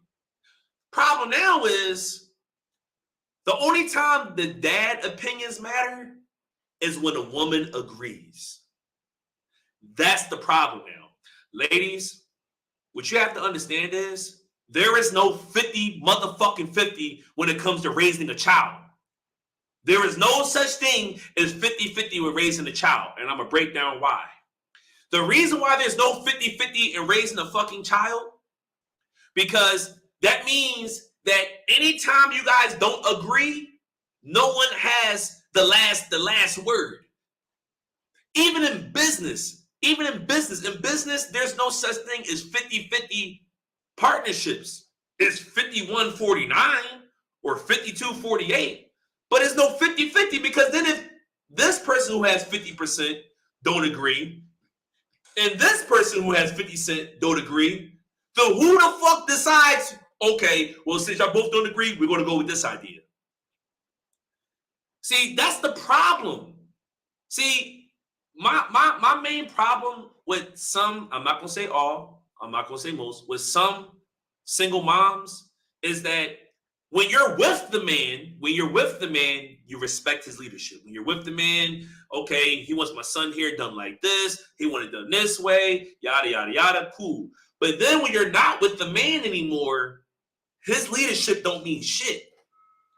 So he could be a leader as long as he's with you, but once he's not a leader no more, he no longer leads the parental decisions when raising that child. You see, guys, ladies, that's why men want submissive women, right? One of the reasons I want submissive women, because I want you to teach my child what I want my children to fucking learn. I want you to teach my child what I want them to learn, because I'm the fucking leader. You're the nurturer. I am the provider. I am the leader. You're the teacher. I lead, you teach. I provide, you fucking nurture. And that's why so many of you women have fucking mental issues right now, because you're trying to be men and it's not fucking working. You're trying to be men and realize and trying to figure out why the fuck you're depressed all the time. I tell you why you're depressed. Because you're not fulfilling your natural God-given fucking role. Same thing with men. You know why these men are so fucking depressed? Why they offing them fuck? Why they killing themselves?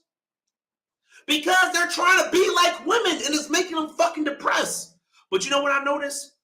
When a man is playing his fucking role and a woman is playing his role, everything just works the fuck out. Let's keep on going, man. The judge listened to them at 5, to be honest. Well, look, it goes back to what I said to Jade.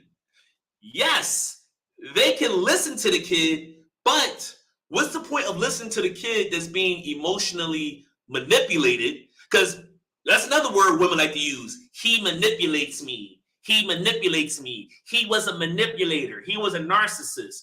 Well, what happens when mothers manipulate kids into lying on their dads? Oh, Aaron didn't say that. Yes, there are women that emotionally abuse their kids, emotionally manipulate their kids into hating their fathers. Some of them are you on this stream right now. Some of you on the stream right now, your mom made you hate your dad. You have no reason to hate your dad. You only hate your dad because your mom told him a bunch of shit. You see, dads, we don't use emotional manipulation with our kids. We don't do that. That's what mothers do. They cry, well, why you want to go over your dad's house? You don't want to spend, you will never see a man cry because his kid want to go spend time with his fucking mom. And guess what? I'm gonna find videos of women doing that this year. I can see that shit live. I can see that shit live of the emotional manipulation that a lot of these women put kids. My mom used to do it. Every time I wanted to go to my dad's house, my mom would start fucking crying. And then my dad, yo, you don't want to come over? You don't want to? Nah, I'm good. Yeah, you might think it was my fucking choice. No, I'm just don't want to see my mom cry every time I'm going to come over your house. I'm sorry you're going through this. I'm all for working on it on my kid's dad. You know what? Don't even feel sorry for me because I already dealt with it. I dealt with it, made my peace with it, whatever. But honestly, it was live streams like this that other men were doing. Like there was other men going through what I was going through and getting on their live streams helped me get through it. So this is therapy for me. This is therapy for men that's going through it. And this is also awareness. So as women, you just think twice. Yo, I want to show y'all a DM real quick. So I was talking to this girl from Turkey. Hold on, give me a second. So she's from Turkey, Istanbul. She's from Istanbul, Turkey, right? So I'm interviewing her real quick. So, you know, I got the DMs right here. I'm just going to read it to y'all. I asked her, I said, are you Muslim? She said, yes. Are you Muslim? What made you suddenly ask me this? I said, I'm just curious, doing some research. She said, I understand. I said, are the Muslim women more promiscuous or conservative in Turkey? She says, attention is paid to sexual intercourse. So, of course, you know, English not her first language, so she said it kind of weird. So she basically said, yes, you know, sex is a big deal over here. But I can't call it a conservative country, right? So she said, yeah, it's pretty, it can get pretty wild over here. But then she said, and I want y'all to see this. She said, of course, they are not comfortable like American women. Look, y'all see it? I don't think I can see it. But after I asked her this, she said, of course, they're not comfortable like American women. So even the women overseas, right? Oh, I think I put my screen on. So even the women overseas know American women can be fucked up in certain ways, right? So this is a girl, she's never been to America before. She's just going off of City Girls and Carisha. She is going off what the fuck she sees on the internet. And then I asked her this question. I said, are there many single mothers in Turkey? Istanbul, Turkey. Right? And if you guys don't know where Turkey is at, Turkey is it borders Europe and Asia. Like half of Turkey is in Europe and the other half is in Asia. In this case, don't know your geography. So I said, are there many single mothers out there? She says, I'm not comfortable and I would never be with someone that I don't want to marry. That's what she said. She said, I am not comfortable and I would never be with someone I don't want to marry. Then her response to, are there many single mothers out there? She said, not much. So I can't say that because I just told y'all statistically 70% 70% of black mothers are single. So I can't even say that. The majority of them women over here are single moms, right? So then she says something to me that really showed me cultural differences between America and other countries. There are many families going on for the psychology of the child generally. I'm going to read this again. There are many families going on for the psychology of the child. So pretty much what this girl from Turkey just said, right? She just said, yeah, the reason why there's not many single mothers, because some people just stay together for the psychology of the child. And the problem is, we don't feel like we have to do that anymore. We don't feel like, fuck, I fucked up and had a baby by the wrong person. Now I'm stuck with him. Now it's celebrated. Oh, you had a baby by the wrong person? It's okay. Just try again next time. And let's fuck up the kids in the meantime. That's what America is like. Like it's like in America, it's normal. Like you don't even ask someone if they have kids or they married anymore. When I went over to Asia, right? When I went over to Asia and, I'm telling them about myself, whatever, they asked me, hey, do you have family, whatever? I said, I have 2 kids. Their first response, this was in the Philippines. Their first response, do you have kids? Yes, I do have kids. I have 2. Oh, are you married? Are you married?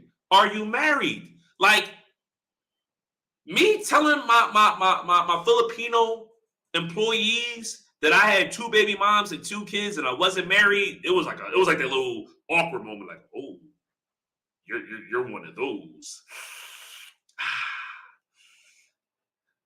See, that's what happens when something is not celebrated in another culture. You're embarrassed to even bring it up. But now these days, you got Fantasia. I'll never forget when I was a kid, Fantasia dropped this song, right? Fantasia. Fantasia from American Idol. She dropped this song called Baby Mamas. Baby Mamas. Y'all remember that song? This goes out to all my baby mamas. I got love for all my baby. So when I was a kid, I remember that song so much that I remember like, oh, all right, like I guess that's normal. Like being a baby mom, stuff like that. Where you go to another country, a song like that would never even got airplay. But black community, this is what happens when you support all this toxic shit. That's why we're at where we're at as a community. Anytime you want to look at where black people are at, it's never, slavery. It's never, we don't learn about credit. All that shit that black people go through, it starts from childhood. It starts from the womb. The womb. It all starts from the womb. You know what I'm saying? Let's keep it going. All right, here we go. No parent should bash the other parent. And that's the thing. I'm not bashing anyone. I'm telling the truth. Bashing as if I got on here and specifically made this stream out to be about my daughter's mothers, and I spent the whole she's a horrible person, she's this, that. No. I'm addressing a topic by being transparent, by using real life examples out of my life, because here's the thing. Y'all get mad when I say all women, all women, all women, and then y'all get mad when I use my own personal stories. Well, what the fuck can I use? I can't use examples. I can't use real life scenarios. Like, what can I use? You know what I mean? But I understand where you're coming from, though. Allow the children to get their own view of the parent. Regardless of how shitty that parent can be, if the child feels that parent is the best parent in the world, let them think that. As the child get older, they will figure that out. And that part, I agree with you on. But me getting on YouTube, streaming, and talking and not talking shit, but telling the truth, and me sitting my daughters down, just letting you know, your mom ain't shit, this, that, and the third, yada, yada, yada. That's two completely different things. So in that aspect, I do agree with you. I feel like if I was talking directly to my children and if I was speaking this way, they'll be out of pocket. But the whole purpose of this is not to bash my baby moms, because none of y'all know them. Y'all never seen pictures of them. Y'all don't know who they are, whatever. I didn't even mention their names. But I am doing the stream because, number one, gotta protect my character. Can't trolls spread rumors on my comments. And also, I'm trying to help other men either avoid these situations, or if they're in these situations, how to deal with it. You know what I mean? Because I'm gonna be real with you. If you've never been suicidal over your children, then you have no room to talk on the Zoom. If you never been suicidal, where it's like the stress and the pain that you were getting trying to be a parent got you to the point that you were about to kill yourself, you have no room to talk on here. You gotta just sit and just listen. But if you're someone who has been suicidal before and have, been depressed over these things, let's talk. Let's do that. Good morning, Nelly. Yes, we get into the money. Yes. You like control. Absolutely.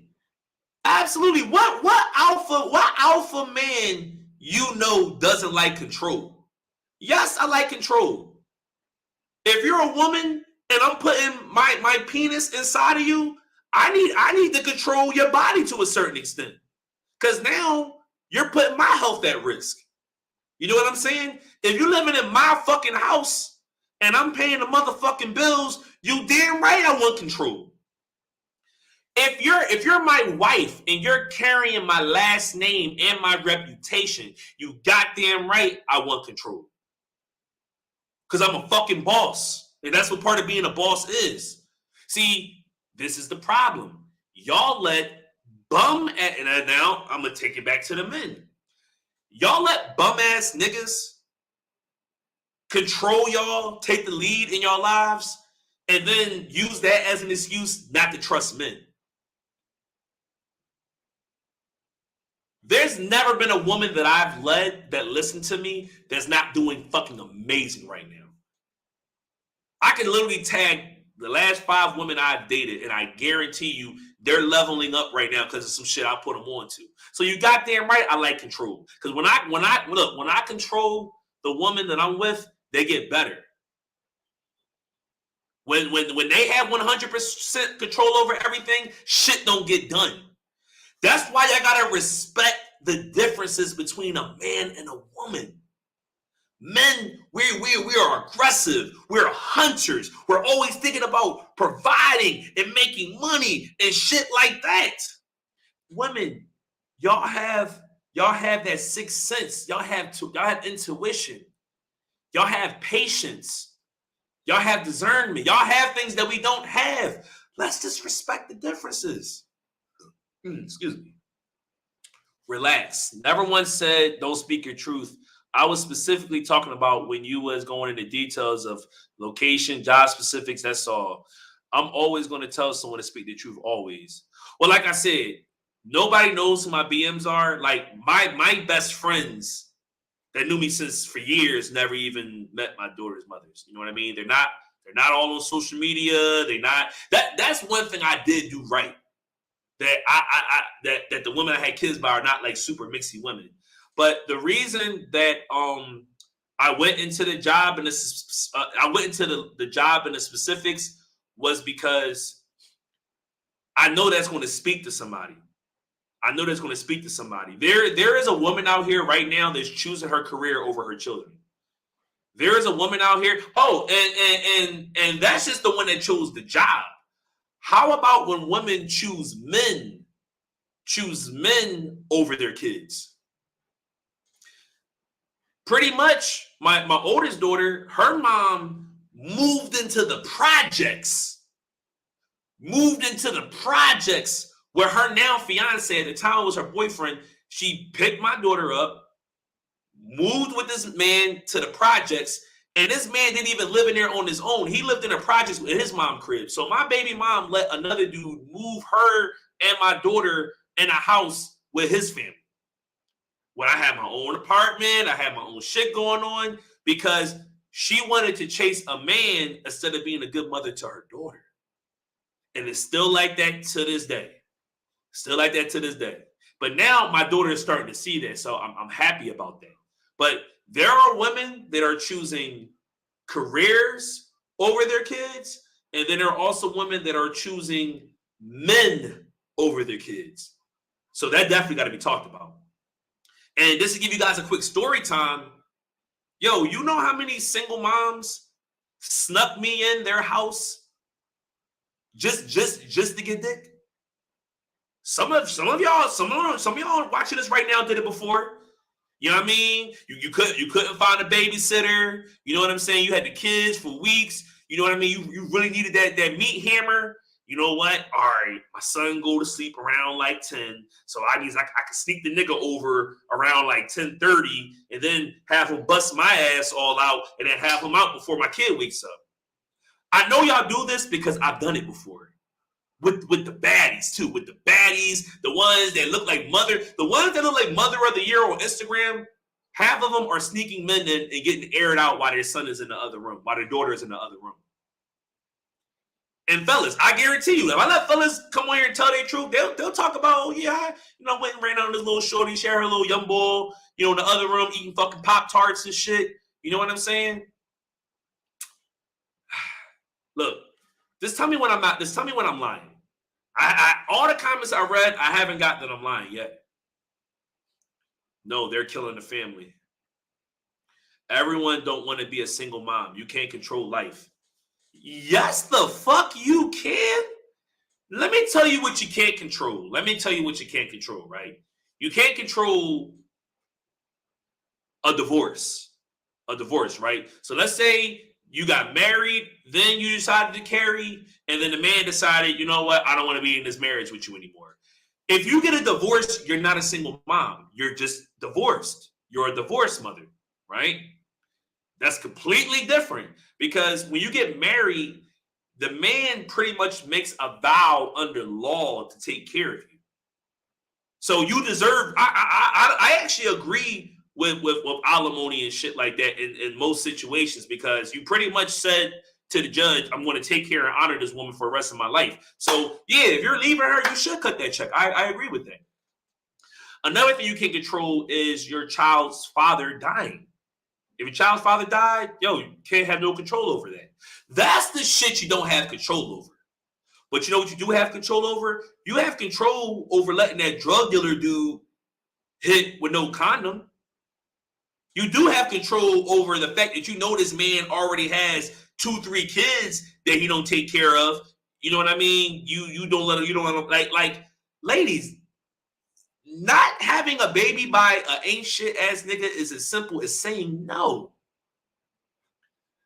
Now, if you were raped, this is a completely different situation. If the deadbeat dad that you're with right now, or that you have to deal with right now, if he grabbed you by your neck, threw you on the ground, and graped you, I'm sorry, grape. He graped you on the floor, that's different. However, if you chose, I'm gonna keep going back to choice. If you chose to pick the wrong men, because most women don't get the stamp of another man before they date men. Like, ladies, back in the day, you couldn't even go out on a date with a man unless your parents stamped them. But half of y'all hide the dudes that y'all be fucking from your parents. You know what I'm saying? Then you don't take birth control. I'm going over the things you can't control. So not only are you choosing to fuck with these bum ass niggas, you're also choosing to let them not wear a condom. You're also choosing not to take birth control. You're also choosing not to get a Smith Morrison. A Smith Morrison. I gotta get used to like not saying the full word because they're gonna end up banning me on here. You know what I mean? You chose to get a Smith Morrison. Then even when you had the baby, you could have chose you could have chose a family who could not have kids. You could have found a family. Look, this couple, they can't have kids. I rather my child be raised by a family that does have structure than be raised by my not having a job, toxic ass. So here you go. That's all the control you have. So when you say everyone don't want to be a single mom, you can't control life, you are absolutely incorrect. There's about 20% of what you can't control, and there's about 80% that you can control. You know what I'm saying? Just like me. I made a choice. I made a choice to be with those women. Did I know any better? No. But I'm not going to sit up here and justify me doing dumb shit. I'm not going to do that. Never. I'm never going to justify doing dumb shit. Never. Hold me accountable, please. Look, keep holding me accountable so I don't have a third baby mom. So I don't be on my NBA young boy Nick Cannon-ish. Yeah, bro, 70%. And if I'm lying, go do your research and come back and tell me I'm lying. 70%. 70% of black mothers are single moms. This is what it is. I don't think women go into relationships, marriages, and have children and walk away being a single mom. If they do, they tripping because, Yeah, yes, they do. They do it all the time. I'm going to tell you something, right? There are some women these days that look at having kids, having a fucking puppy.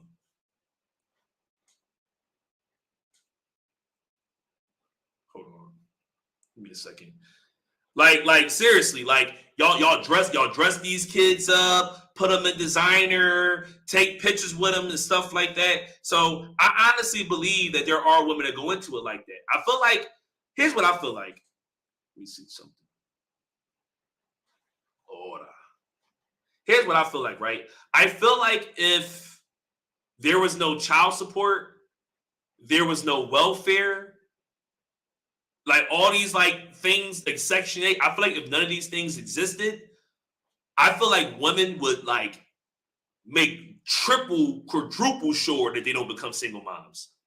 But the fact that a lot of women that say they don't want to become single moms and the first thing they do is take the man to court and put him on child support, that shows that they already had that in their mind, you know what I mean, from the gate. And it's learned behavior. It's learned behavior. It's they watch their moms be single moms. They watch like that's one of the generational curses. Being a single mom is a generational curse. It's a generational curse in my family. My mom was a single mom. My grandmom was a single mom. My great-grandmom was a single mom. My great-great-grandmom was a single mom. Like, that's why with my daughters, I tell them that is the worst thing you can be, because I'm breaking this generational fucking curse. I wasn't able to break it, but guess what? I'm going to make sure my kids break it, because I'm going to remind them every fucking day that that's the worst thing you can be. So they can't say I never told them. But no, Alexis, I'm telling you, these women might not say it to you, or when you're drinking with your girlfriends, you know what, girl, I want to have a baby just because. They're not going to say that to you, but deep down inside, a lot of them feel that way, because a lot of these kids are just puppies. Just came by to show some real quick support. Thanks, bro. I appreciate you, man. Listen, man, let me know when I'm lying. Let me know when I'm lying. Let me know when I'm lying. Oh, hold up. Let's talk about the pedophiles. Let's talk about the pedophiles, right? So when women talk all this, you know, yeah, I can be a single mom, it's all cool, stuff like that. Guess who the pedophiles? Guess who the pedophiles? Guess who they target? Guess who they target? They target single moms. I'm gonna tell you why. Because you have some single moms out here that are so desperate to, you know, level up on their ex or get a stepdad around, that you bring around predators. You bring predators around your children. that's how my mom, listen, and I'm not just telling y'all what I think. My sister, under the care of her single mom, was raped at 4. My mother, under the care of my great-grandmother and my grandmother, was raped. I had multiple ex-girlfriends that were raped by their mother's boyfriends. Yet, we demonize men when we tell you don't have other men around our kids unless we stamp these dudes. That was another thing that really pissed me off. The fact that mothers don't feel like that if the father is involved. I'm not talking about fathers that's not involved. If the father is involved, you should get his blessing before you bring him around his children. If he's involved. If he's not involved, use your own discretion. But if he's heavily active involved, before you start bringing these men around the kids, let your baby dad screen them. You know why? Because if your child was to get molested or raped, the highest chances of that happening is by someone that's not a family member under a single mom's care. Because that's what happens. My mom used to do that. And honestly, too, I wouldn't be surprised if I was touched and felt up on as a kid. Because my mom used to leave me with random people all the fucking time. Why don't we talk about that? Why don't we talk about the other thing that comes with single momhood? The fact that some of these single moms be so desperate. They're so desperate to find a babysitter, they just leave their kid with fucking anybody. Including pedophiles. Listen, man, y'all ain't ready, man. I'm giving too much truth right now. What's that for me? I missed it. Aaron, I have a child, and if we're being transparent, I too went through the court systems, and we could talk direct messages out of comments. Okay, we could do that. Years ago, court systems was all for women. It's not like that anymore. Ha! Yeah, we could definitely talk about this. So let me ask you a question, right? If the courts aren't for women, right? The courts aren't for women.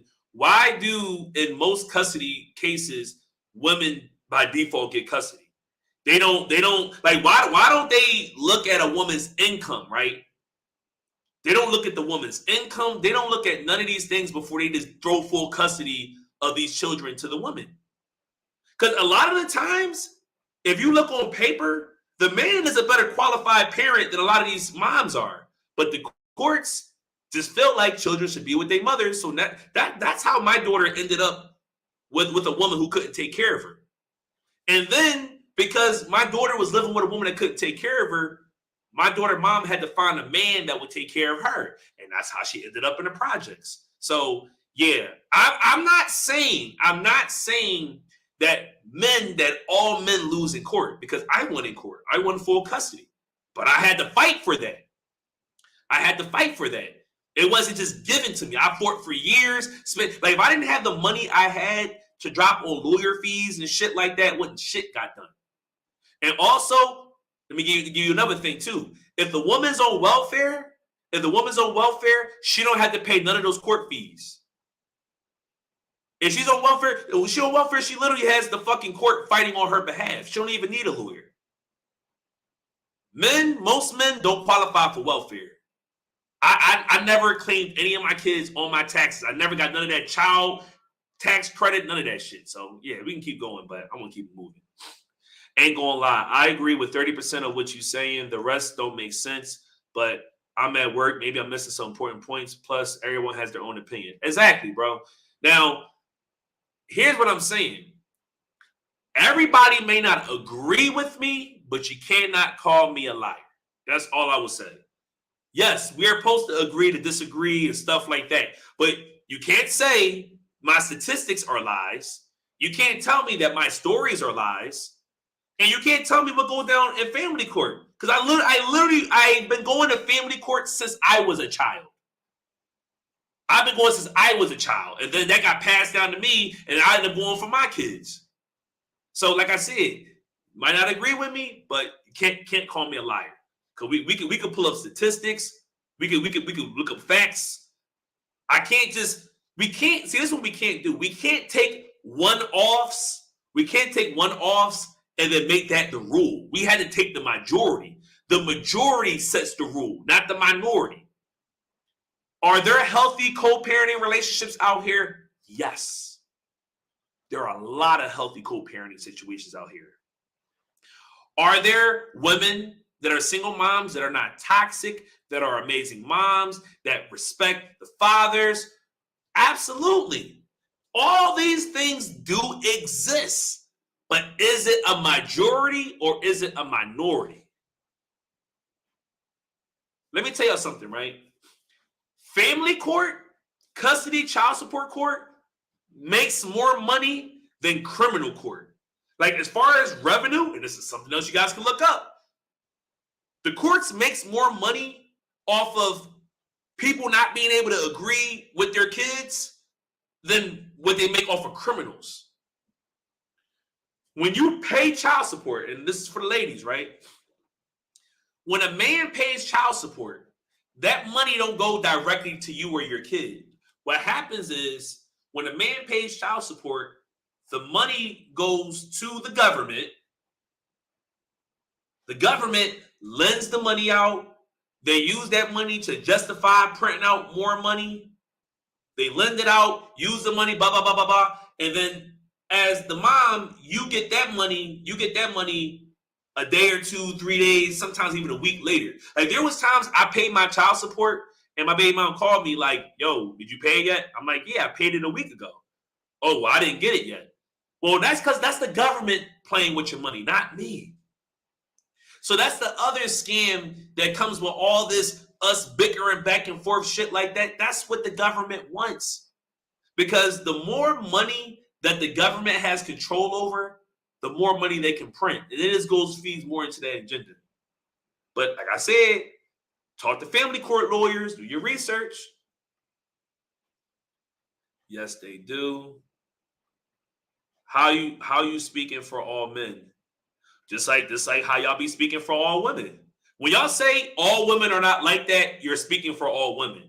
When you say, well, that's only some women, you're speaking for all women. So I'm just doing what you're doing. You know what I mean?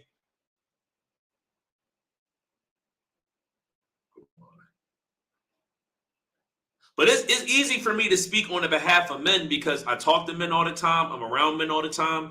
Men vent to me. You know what I'm saying? I am a man.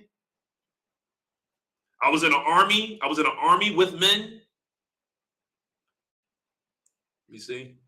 It's crazy because I know plenty of men who do exactly what you're trying to say women do. Absolutely. Yo, hold on. I'm never going to say that there ain't no bum ass dudes out here. Men, listen, I know men. Now let's take it to the men. I know men who trap women. I know men that when they went and had sex with the girl, they slipped the condom off without the woman knowing and geezed all up in them just to trap them. I know men that literally waited for the baby to come. This is the own the baby. This on the baby. Nah, you was a hoe. Ain't mine. This, that, there. Like, there are men out there. There are men out there, you know what I mean, that will have a bunch of women around your kids, but not let you have men around. Like, there are men out there that are like that.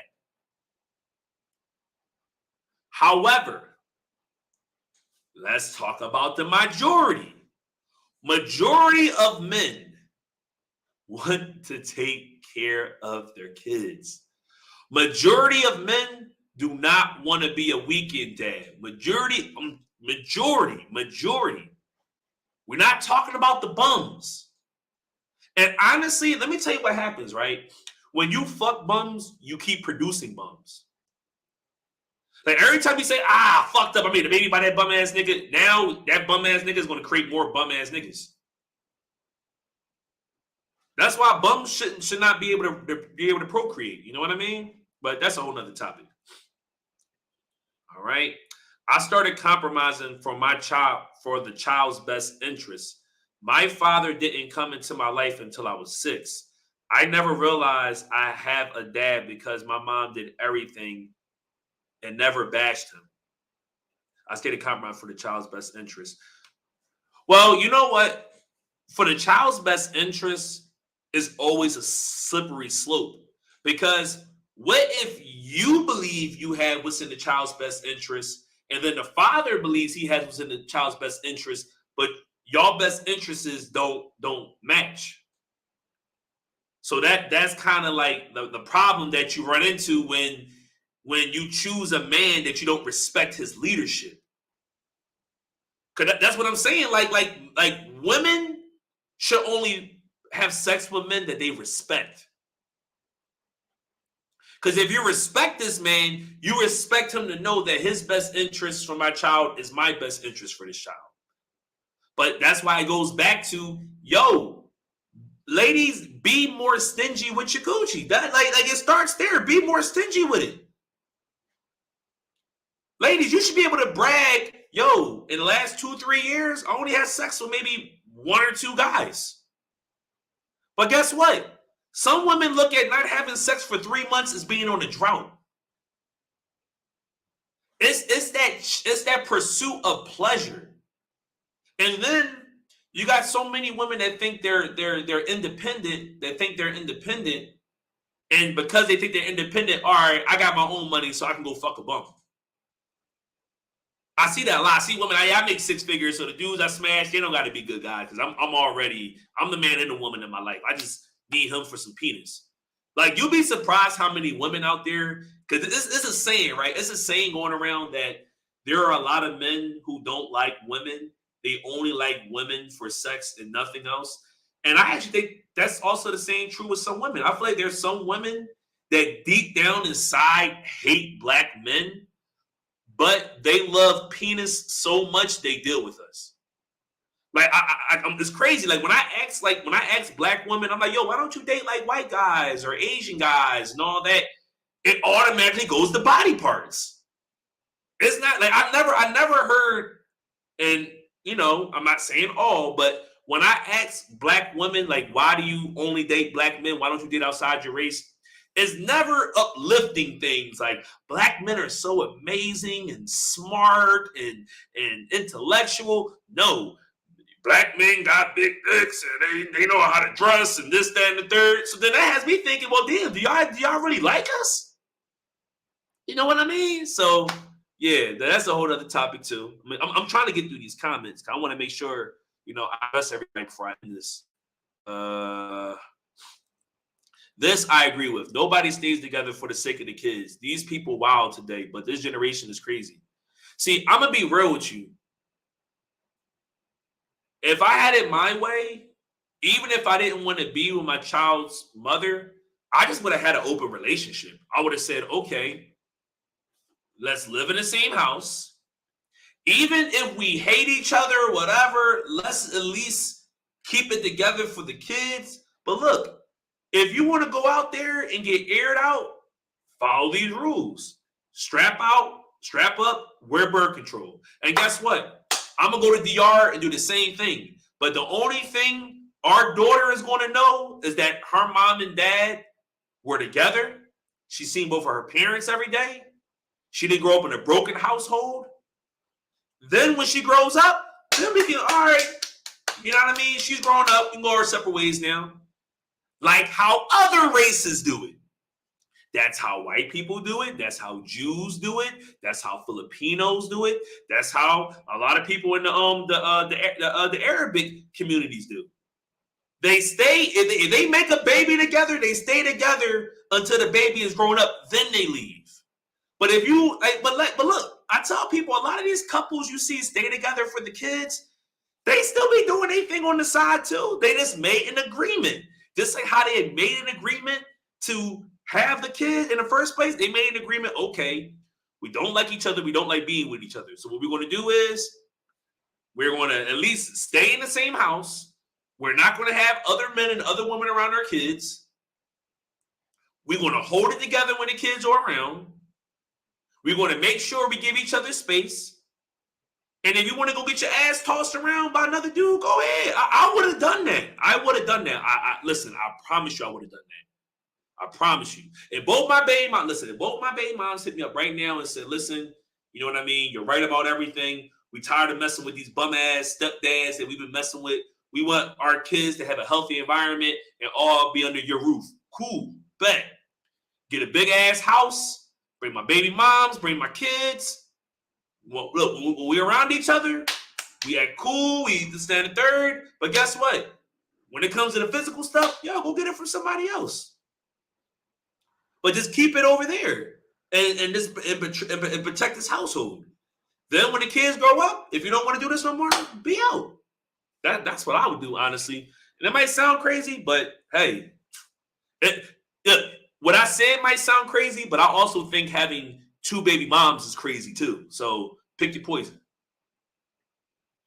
Additionally, she never mentioned or put him on child support. And both sides of the family have a tight bond with each other. Well, you know what? I could always respect that. I could always respect that, even if the mom, didn't stay with the dad, I could definitely respect that she still never bashed the man. Because at least don't do that. At least make the dad seem like he's a superhero. And then let the child get disappointed on their own. Because I'm telling you, how you talk about the father, how your respect towards the father, that all shapes up how your children respect men as they get older. I feel like if you don't respect your dad, you can never respect men. Just like with men. If a man don't respect his mother, he's not going to respect women. If a woman don't respect her father, she's never going to respect men. This world has been brainwashed. What's new? Facts. Black people killing each other over dumb shit. Facts. Never bashed at all. I love my family bond. And you know what? I love that you're coming on here and you're sharing a different point of view of looking at it. I appreciate it.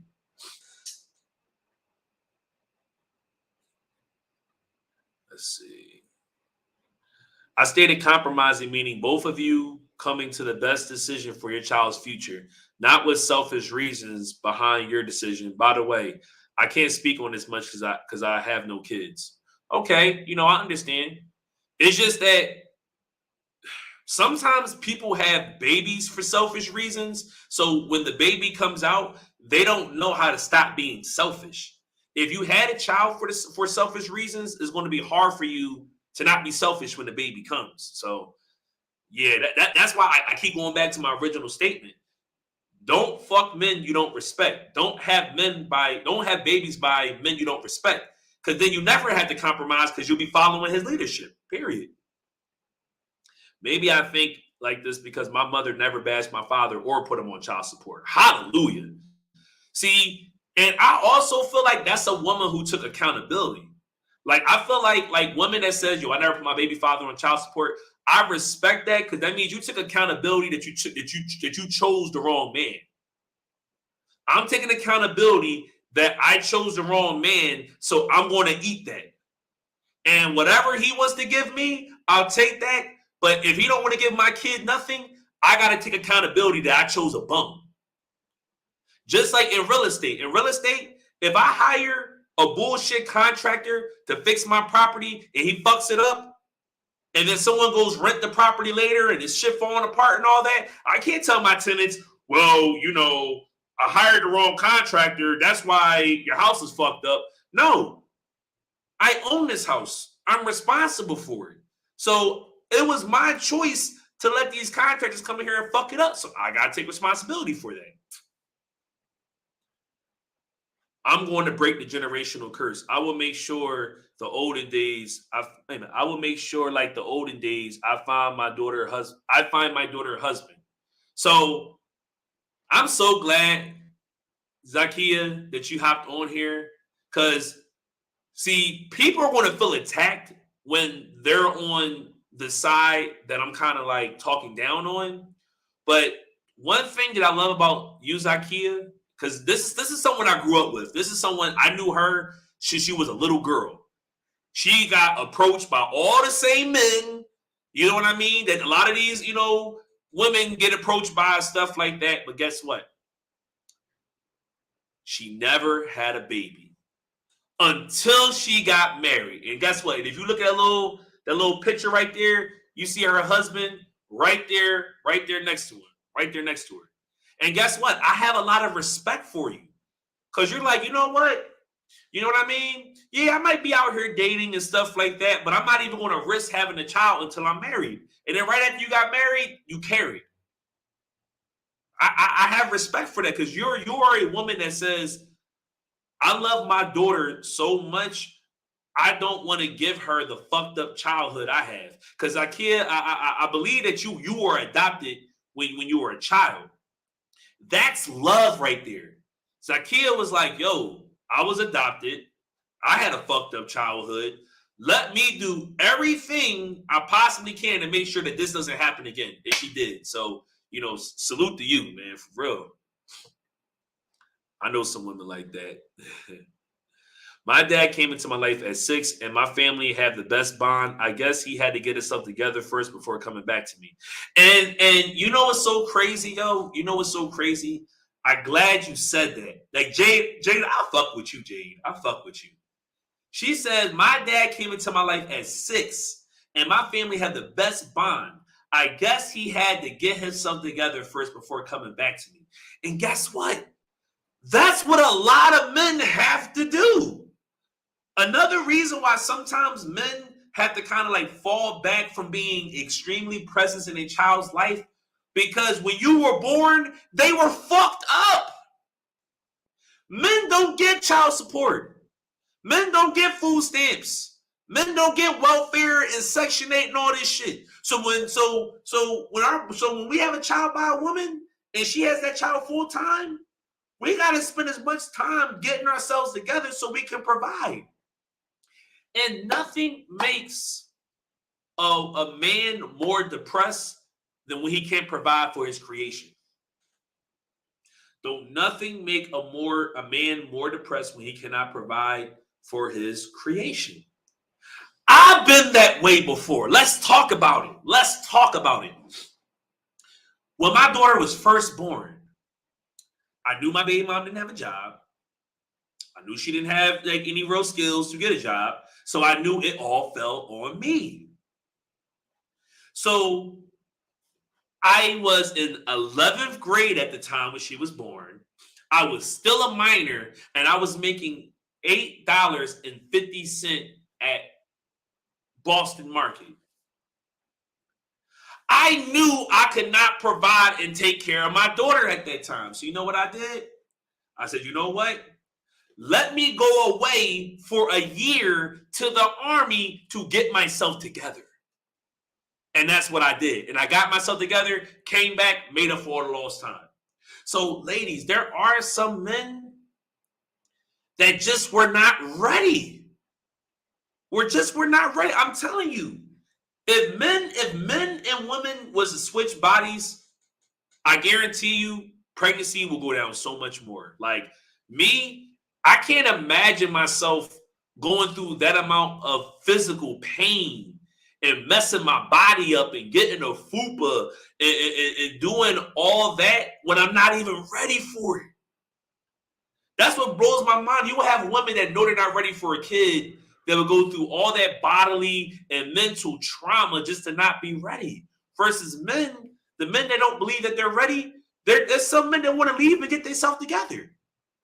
But there's some men who don't leave and get themselves together because they scared of being demonized. I know some men that if they just would have went away to Job Corps or went and got their trade or went to the Army for a little bit, they could have been good fathers. But because they was guilt tripped and you better not leave, you better stay here in this toxic environment and help you raise this kid, these men never grow. They never go out and explore and chase their purpose. So then they end up being shitty fathers. See, you could be a present shitty father. Why can't we talk more about that? Why can't we talk about, your dad was present, but he was a bitch. Yeah, your dad was present, but he used to pander to your mom all the time. That's why you pick beta ass fucking men. Because you know why? I've dated women who had their dad at home. And I just couldn't understand, like, damn, you had the dad at home. Why aren't you submissive? Why are you always, running off at the mouth and shit like that? Oh, because your dad was a beta male. Your mom wore the pants in the house. Oh, I got it. So I'm just gonna be straight up. Some of y'all that did have your dads at homes, your dads was pussies. Your dads wasn't real men. They wasn't real men. They just did whatever your mom said, and that's how you grew up. And now that's why you put your hands on men. That's why you put your hands on men, because your dad that stayed, you watched your mom smack him upside his fucking head. The reason why you don't respect men, because you watch your mom talk back to your dad all the fucking time. You watch your dad say shit like happy wife, happy life. That's why you feel like every man in the world is supposed to kiss your fucking ass, because you had a noodle ass dad. So don't ever get it fucked up between having a present dad and a pussy dad. You can have a present pussy dad. You know what I'm saying? Let's keep it moving. I agree with you 100%. I feel the child's father should meet the man. The mother is dating. Let alone woman shouldn't feel comfortable bringing men they're dating around their children. They be bugging. Thank God. All right, Alexis, we back. We back, Alexis. We back. At least you would agree with me with this, right? And you know it starts a lot of drama between men and women when they share a child is when they start bringing other men or other women around the kids. Like, I've seen people have real healthy co-parenting relationships until the mom felt like, all right, well, I already like this guy, but my baby dad might not like him, so let me sneak and have this guy around, my kid and not give a fuck. So I'm gonna tell my story. So my story, so my first daughter, the first time she had a dude around my daughter, he actually was a good guy. I don't remember his name, but I remember his aura. He had a real good aura. He was respectful, shook my hand, looked me in my eye, say, listen, man, I don't want to cross any. He even asked me what I did and didn't feel comfortable with as far as him being around my daughter. I was like, shit, I like this guy. Go ahead, wake my baby mom up. Cool. But that's not the guy she ended up marrying. Oh, no. He was too much of a simp for her. She ended up getting with this bum-ass guy that still lived with his fucking mom in the projects in North Philly. This is how I met this guy. I'm bringing diapers over for my daughter, right? Something he's not doing. He's not coming over there with diapers. He just coming over there to just, pop my baby mom and act like a stepdad. So I'm bringing, Pampers over and stuff like that. I asked my baby mom, I said, yo, where my daughter at? She says, oh, she's upstairs. And I'm like, okay, so you're not going to bring her downstairs? Like what's going on here? And she just was acting really weird. So what happened was I brushed past her. I walked upstairs of her apartment. It wasn't even her apartment. It was her grandma's apartment. So I walked upstairs. I see my daughter laying down on a couch next to some dude I never saw nor heard about. She chased up behind me. I said, who the fuck is this laying down with my daughter? She said, it's my boyfriend. Like what? As my boyfriend and do something about it. You know what I mean? So I'm like, okay, you're not going to introduce us? Like, the fact that you knew he was upstairs and I was downstairs, you didn't even make it to a point to introduce us, nothing like that. Now I don't trust you. Now I don't trust your decisions because you're willing to sneak and hide and have random men around my daughter. Long story short, I went and grabbed my daughter, tried to walk out the house. The guy, oh, don't talk to my girl like that. The bull was ready to fight me over my daughter, right? So, long story short, that one situation turned into a beef that's been going on for over 10 years. 10 years to this day. Bull still talks shit, still, tries to provoke me, whatever. But all of that started just from daughter mother not giving us a respectful, good introduction. That was one. Number two, second time this happened with my youngest daughter, right? When I had a girlfriend, and I said, yo, me and my girl live together now, she told me that I could only see my daughter over her house because she didn't want my daughter around other women, which my girlfriend didn't like at the time, because my girlfriend is like, well, why can't you bring your daughter over here? Why you got to stay at her house? So I ended up having to put my baby mom first. Listen, she just don't feel comfortable with me bringing my daughter over here, which I kind of understand, so I'll just do that. So anytime I wanted to see my daughter, I had to go to my baby mom crib, whether I wanted to be over there or not. Then, when she gets a boyfriend, it's not, yo, I'm going to have, Millie around, I'm going to check with you, I'm going to have your daughter around. Yada. No. It was, this how I got told that it was another man around my daughter.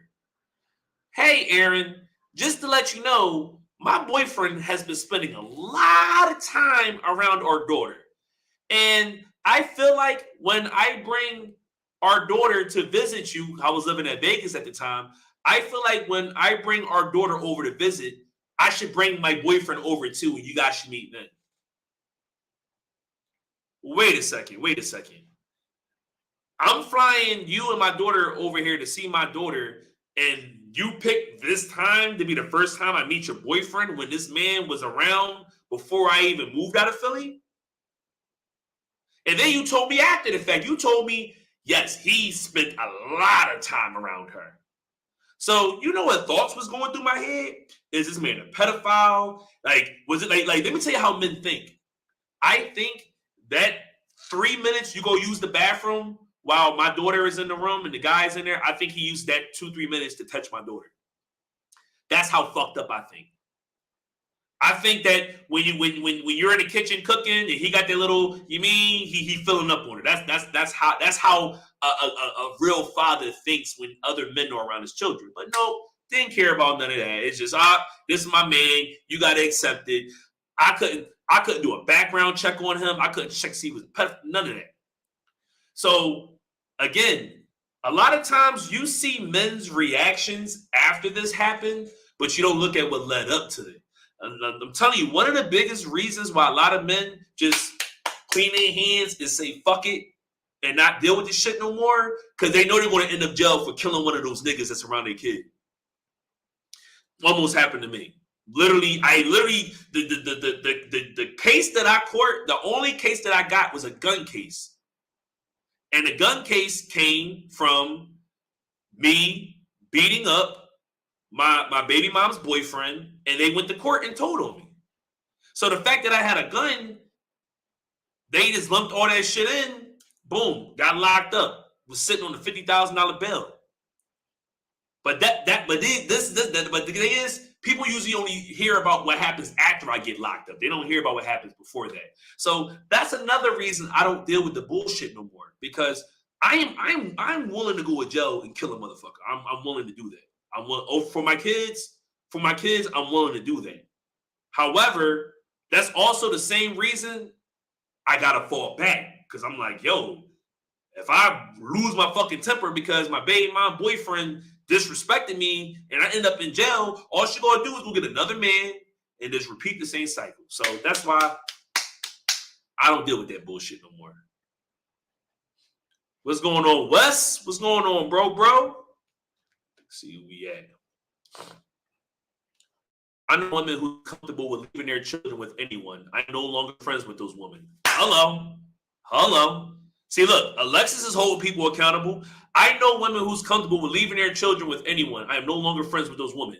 That's how the fuck you hold them accountable. I know that's right, Lex. It's men out here just like women talk. Is men out here just like the women you're talking about? Absolutely. And I already addressed that earlier. And I don't fuck with those niggas either. I don't.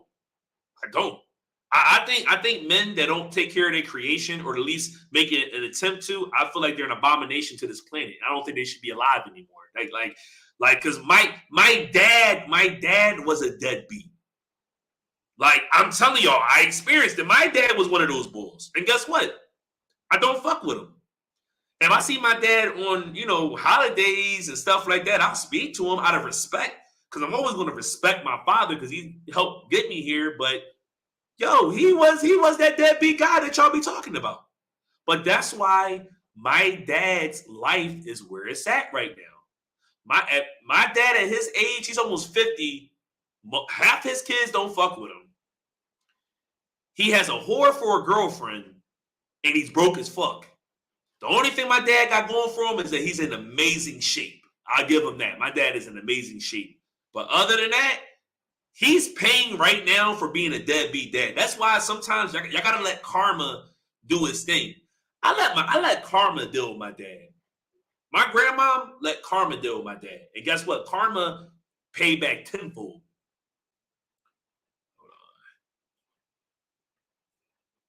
Agreed. Yes, there's a lot of healthy co-parenting relationships out here. It's not spoken about much because people think being toxic is cute. It's not, ladies, men too. You know what relationship I really, really idolize? The relationship between Swiss Beats, Alicia Keys, and I think his ex name is like Mashonda or something like that. So basically, Swiss Beats was with Mashonda, had a baby by her and everything, and allegedly left her for Alicia Keys. So when that first happened, Mashonda was like bashing Alicia Keys on the internet, calling her a homewrecker, yada, yada, yada. Like, there's all this toxic. Like, even celebrities go through this shit. It's not just regular people like you and me. Celebrities go through this shit too. But then, when they all decided that, all this drama and pain is only hurting the kids, that's when Alicia Keys, Swiss Beats, and Mashonda, they all got together and they made themselves a blended family. Now, this is one thing I always dreamt of. I dreamt of a time where it could be me, my lady, both my baby moms, both of their fiancés / husbands. We got all the kids together and we can spend the holidays together. We can do family vacations together and it ain't no problems.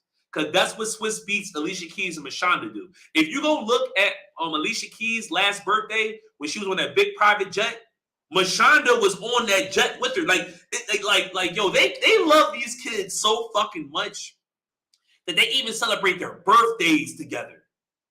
You know what I think is fucking toxic? You know what I think is toxic? Oh, you had a birthday party at your mom's house and a birthday party at your dad's house, or you got your toys you get over your dad's house and the toys you get over your mom's crib, or these are the clothes you wear at your dad's house, these are the clothes you wear at your mom's house. That's fucking toxic. So trust me, if I can have that Swiss Beats, Alicia Keys, Mashonda situation where, look, yes, it didn't work out, we all fucked up, but for the sake of these fucking kids, let's put all that shit behind us.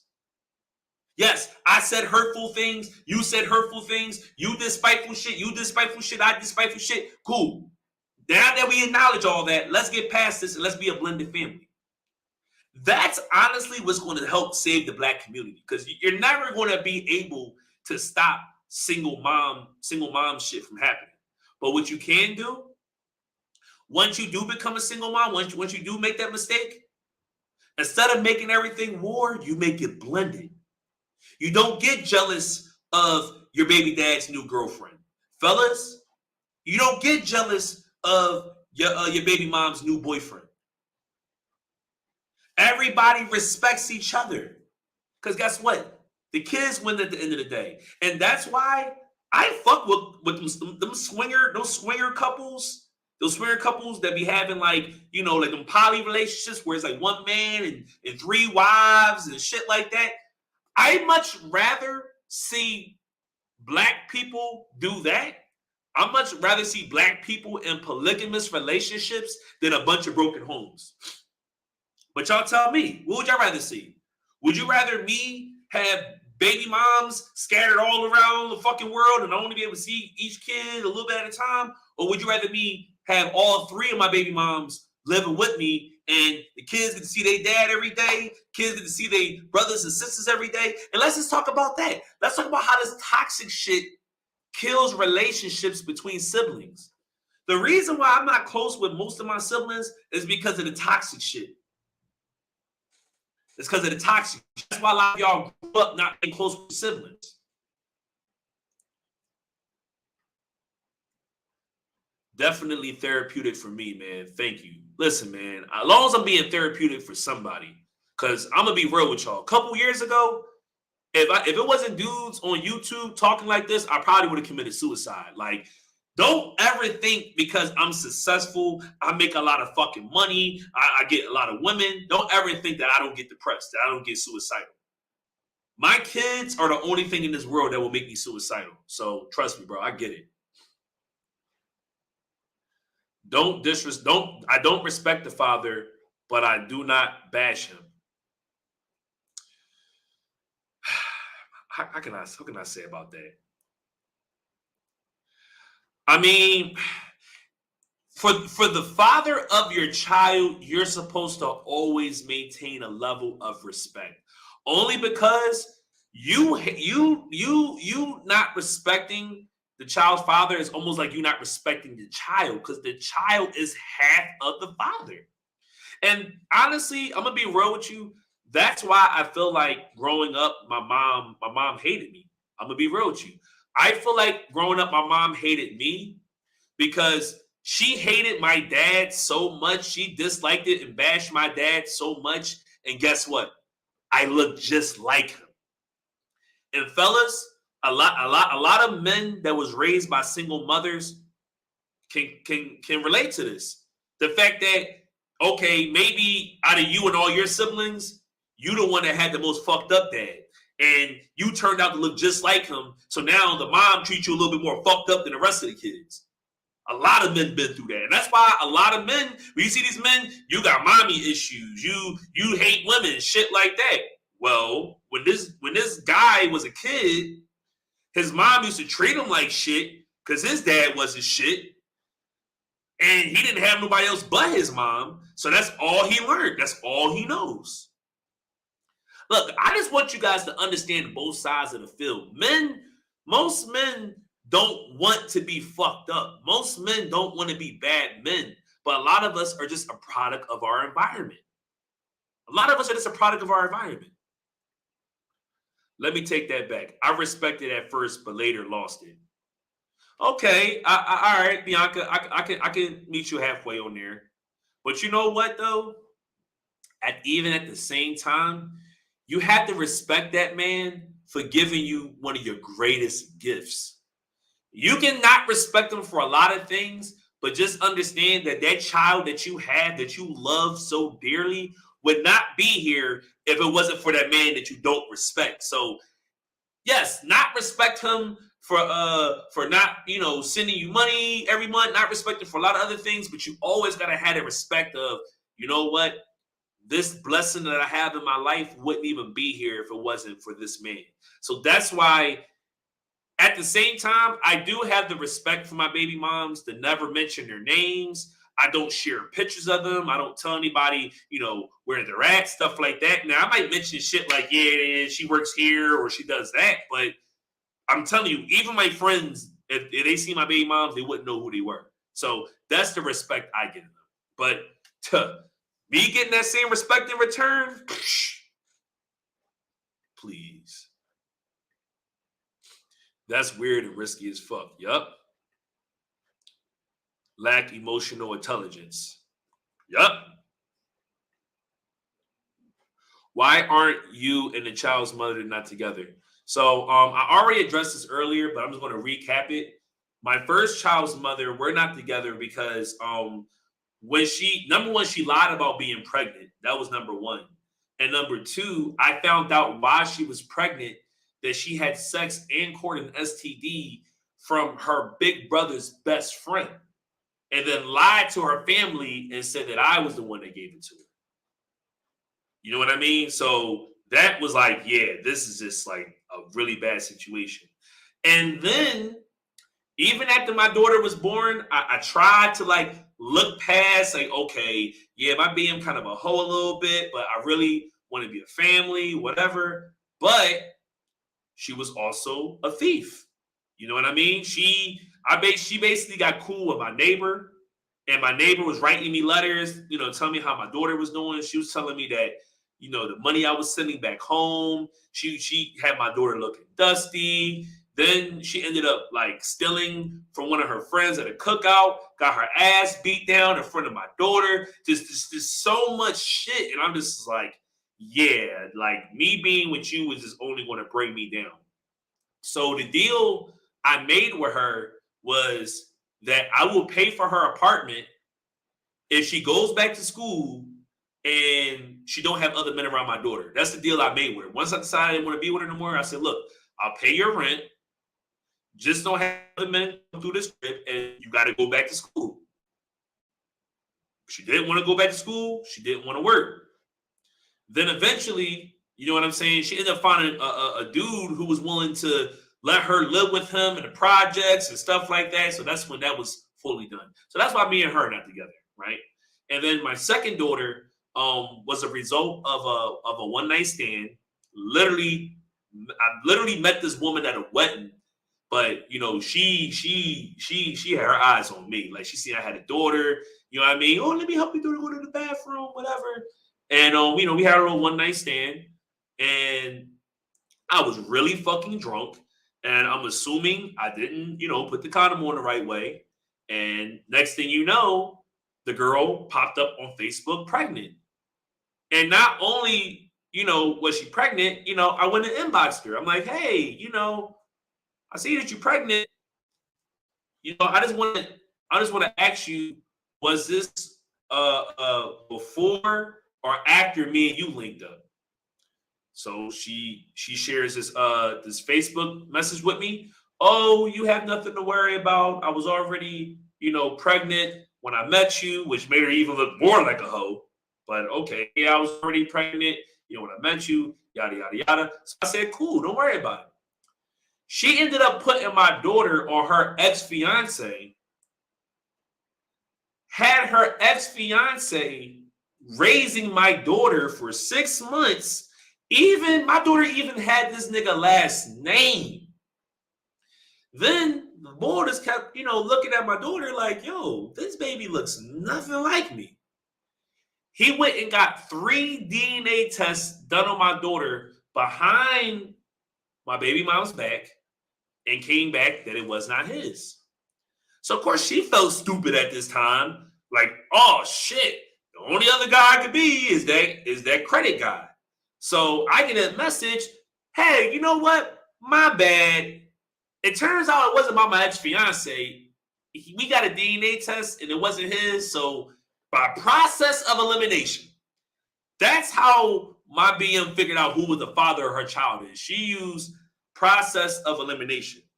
She used process of elimination to figure out who the child of her father was. She reached out to me in my inbox and said, listen, I'm not, and this is one thing that I do respect about her. She told me, I don't want no money from you. You don't even have to do anything. I just want my daughter to know who her real dad is. And I said, you know what? Respectable. I said, let's meet up. I want to meet her. I took accountability. I went and got a DNA test from CVS. We sat in the parking lot, swabbed her mouth. I took pictures of her because I was comparing her to different people in my family. And I'm like, yeah, she's probably mine. She looked like a lot of people in my family. DNA test came back a few weeks later. She was mine. And from that day on, I accepted it. I accepted it. And you know how hard it is to get a 6-month-old baby who never seen you before, never interacted with you. She literally was getting held and picked up every day by a whole other man. You know how hard it was to get her to accept me for being her father and not crying every time I fucking held her. And then not only that, for me as a dad to accept this baby I didn't watch growing in the stomach, this baby I didn't get to feel her kicking in her mom's stomach, I didn't get to witness her being born, I'm supposed to just flip the switch and be in unconditional love with this child. But guess what? Even after all that, I said, you know what? for the sake of of our daughter, let's try to work this out. So guess what issue I had with her? She was insecure. I couldn't have no other bitches. So I'm like, hold the fuck up. You fuck 2 men around the same time, get pregnant, not knowing who daddy is who daddy is who. Then I not only decided to take responsibility for this child, I decided to be like, you know what? Let's try to build this thing together. I don't want to create another broken home, blah, blah, blah, blah, blah. Then you get jealous of me because I got a side piece that I put you over? Nah. Listen. I told her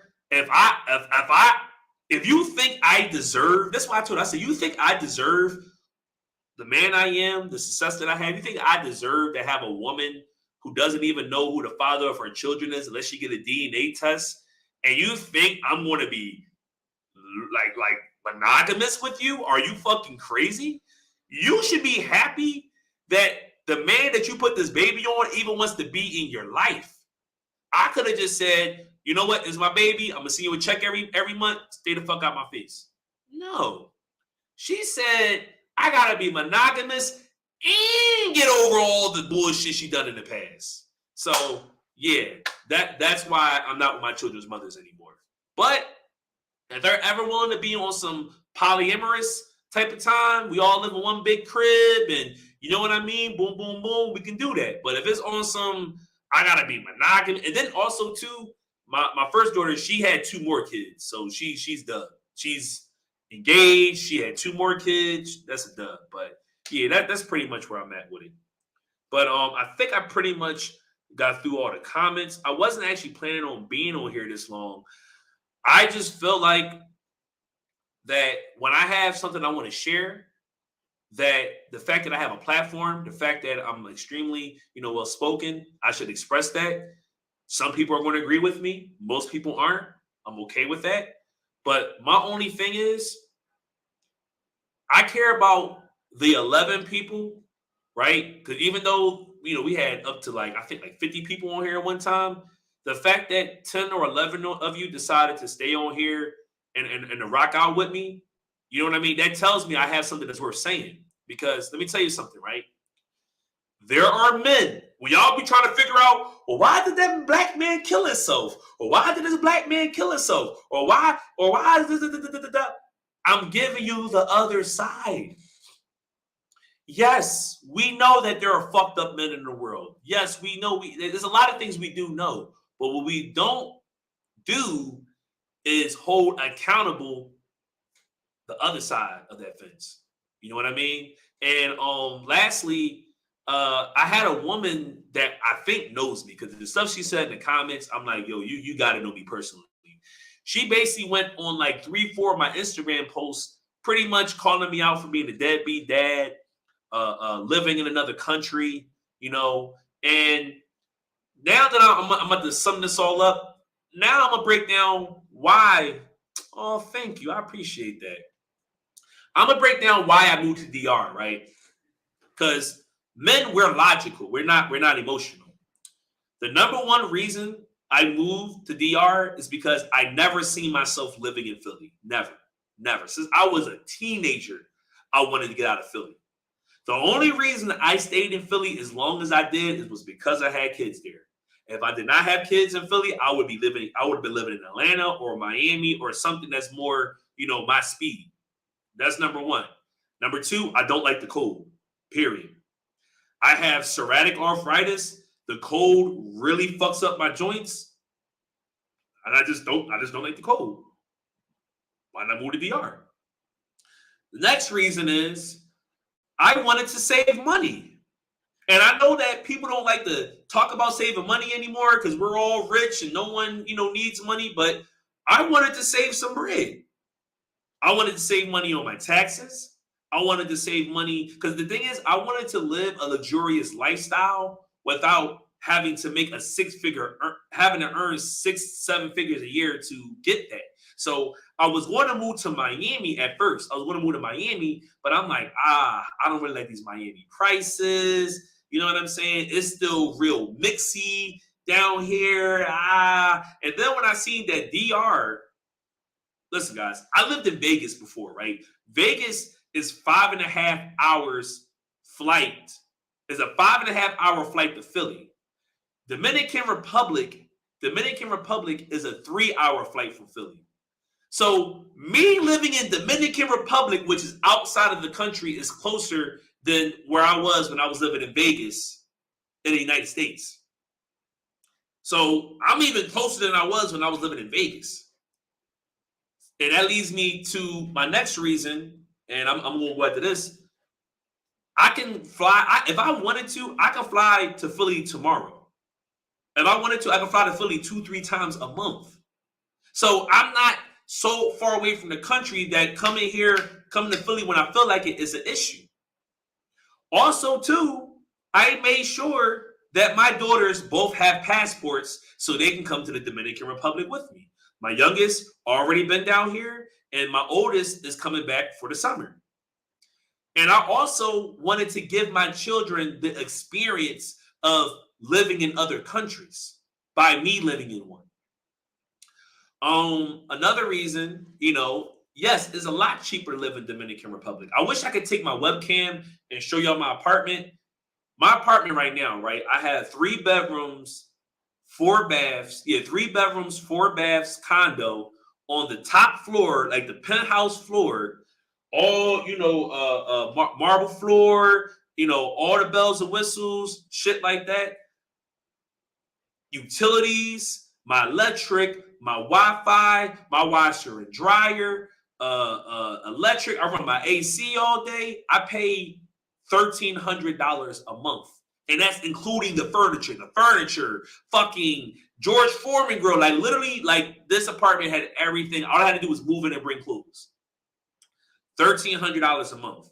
For me to have this type of apartment in Miami, I will be dropping at least $6,000, $5,000 minimum. And they got to check my credit. And if I want to move out early, they're going to charge me for breaking the lease, all this shit like that. The next reason is I want to learn Spanish. I want to learn Spanish. And I know the fastest way to learn Spanish is immersing yourself in the culture. And I also want to teach my daughter Spanish. So if you guys don't know, my youngest daughter is Puerto Rican and don't know any Spanish. So that bothered me. So I also wanted a reason to teach my daughters another language. I also want my daughters to have a citizenship in that country eventually. Like this, there's so many strategical reasons why I'm in DR. And just to top all that off, how I eat down here, I eat fresh food. I eat watermelon. I eat watermelon with seeds in it every day. None of the food that I eat has fucking GMO and all this shit like that. The food I eat is good. And also too, my stress levels are down because living in DR is more fall back. It's more relaxed. It's not make money, let's make money, let's no, it's more about family. DR is about family. On Sundays, everything is closed. Everything is closed. And if you go on that beach, you're going to see all those Dominicans out there with their fucking families. No matter how toxic they are, no matter what shit is going on in these Dominican families on Sundays, that's for family. So those are all the reasons. And then I'll probably say that the final reason is that I was depressed. I was depressed at the fact that I was living in a city I didn't feel safe in. I was depressed because before I moved to DR, I was living, me and my daughter, I had my daughter full time. And I'm going to be real with you. And I don't know how many people in here have kids. My daughter is a teenager. And she took on a lot of the same habits her mom has. And it got to the point that me and my daughter was arguing like a married couple when we was living together. Like fellas, I wish you luck. If you got teenage girls and y'all living and they just y'all living together, I wish you luck. When I tell you, my daughter was literally like terrorizing me, and it's like I understand why, because she needs a woman in the house. So then I went on my little stepmom. I went on my little stepmom search, and then it finally hit me that, like, yo, even though I can financially take care of my daughter, I can keep her safe, this, that, and the third, I am not what she needs right now. My daughter is a teenager. She needs to be around her mom so her mom can teach her how to be a woman. I can't teach my daughter how to be a woman. And guess what? She wanted to stay with me. She wanted to come to DR with me and stuff like that. And I was going to bring her until her mom said, you know what? No, I can't have my daughter living that far away from me, this and the third. So then I just realized, okay, my daughter's a teenager. She needs to be around more women. Her mom is going to fight me if I try to move to another country. Even though I was going to bring my daughter back to visit her mom whenever she wanted to, her mom wanted control. So, like I said, like going through all that was making me, you know what I mean, depressed. So coming to DR also was like cleansing for me, because I was able to get away from a lot of the stress and the bullshit I had in the States. So there's a lot of reasons I came to DR. It wasn't, oh, I got money and I want to live like a playboy and smash a bunch of Dominican girls all day. Nah, that's nah. I could do that anywhere. But DR, not even just DR, Mexico, DR, Philippines, like there's a couple of countries that I really love to live in. But the mothers of my children are not as passionate about travel as I am. So I can understand why, you know, they don't see the value in it. Let me see something. What about the crime rate? I'm sure it's lower than Philadelphia. Okay, so I would say if you take the murder rate and the crime rate of the whole DR, that's Philly. So imagine a whole country having almost the same crime rate as one city. So that's number one. Now, where I live at in DR is more affluent areas. So I don't really, you know, fuckery don't really come my way.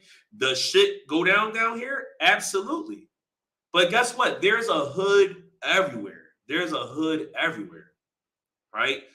The difference in DR, I'm not as much as a target.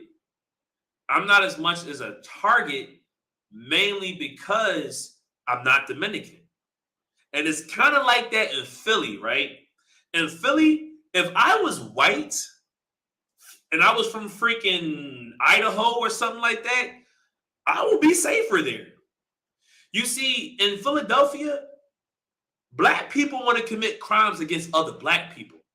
You don't really see black men robbing and shooting and killing white people in these gentrified areas. No, they shooting and killing and robbing their own.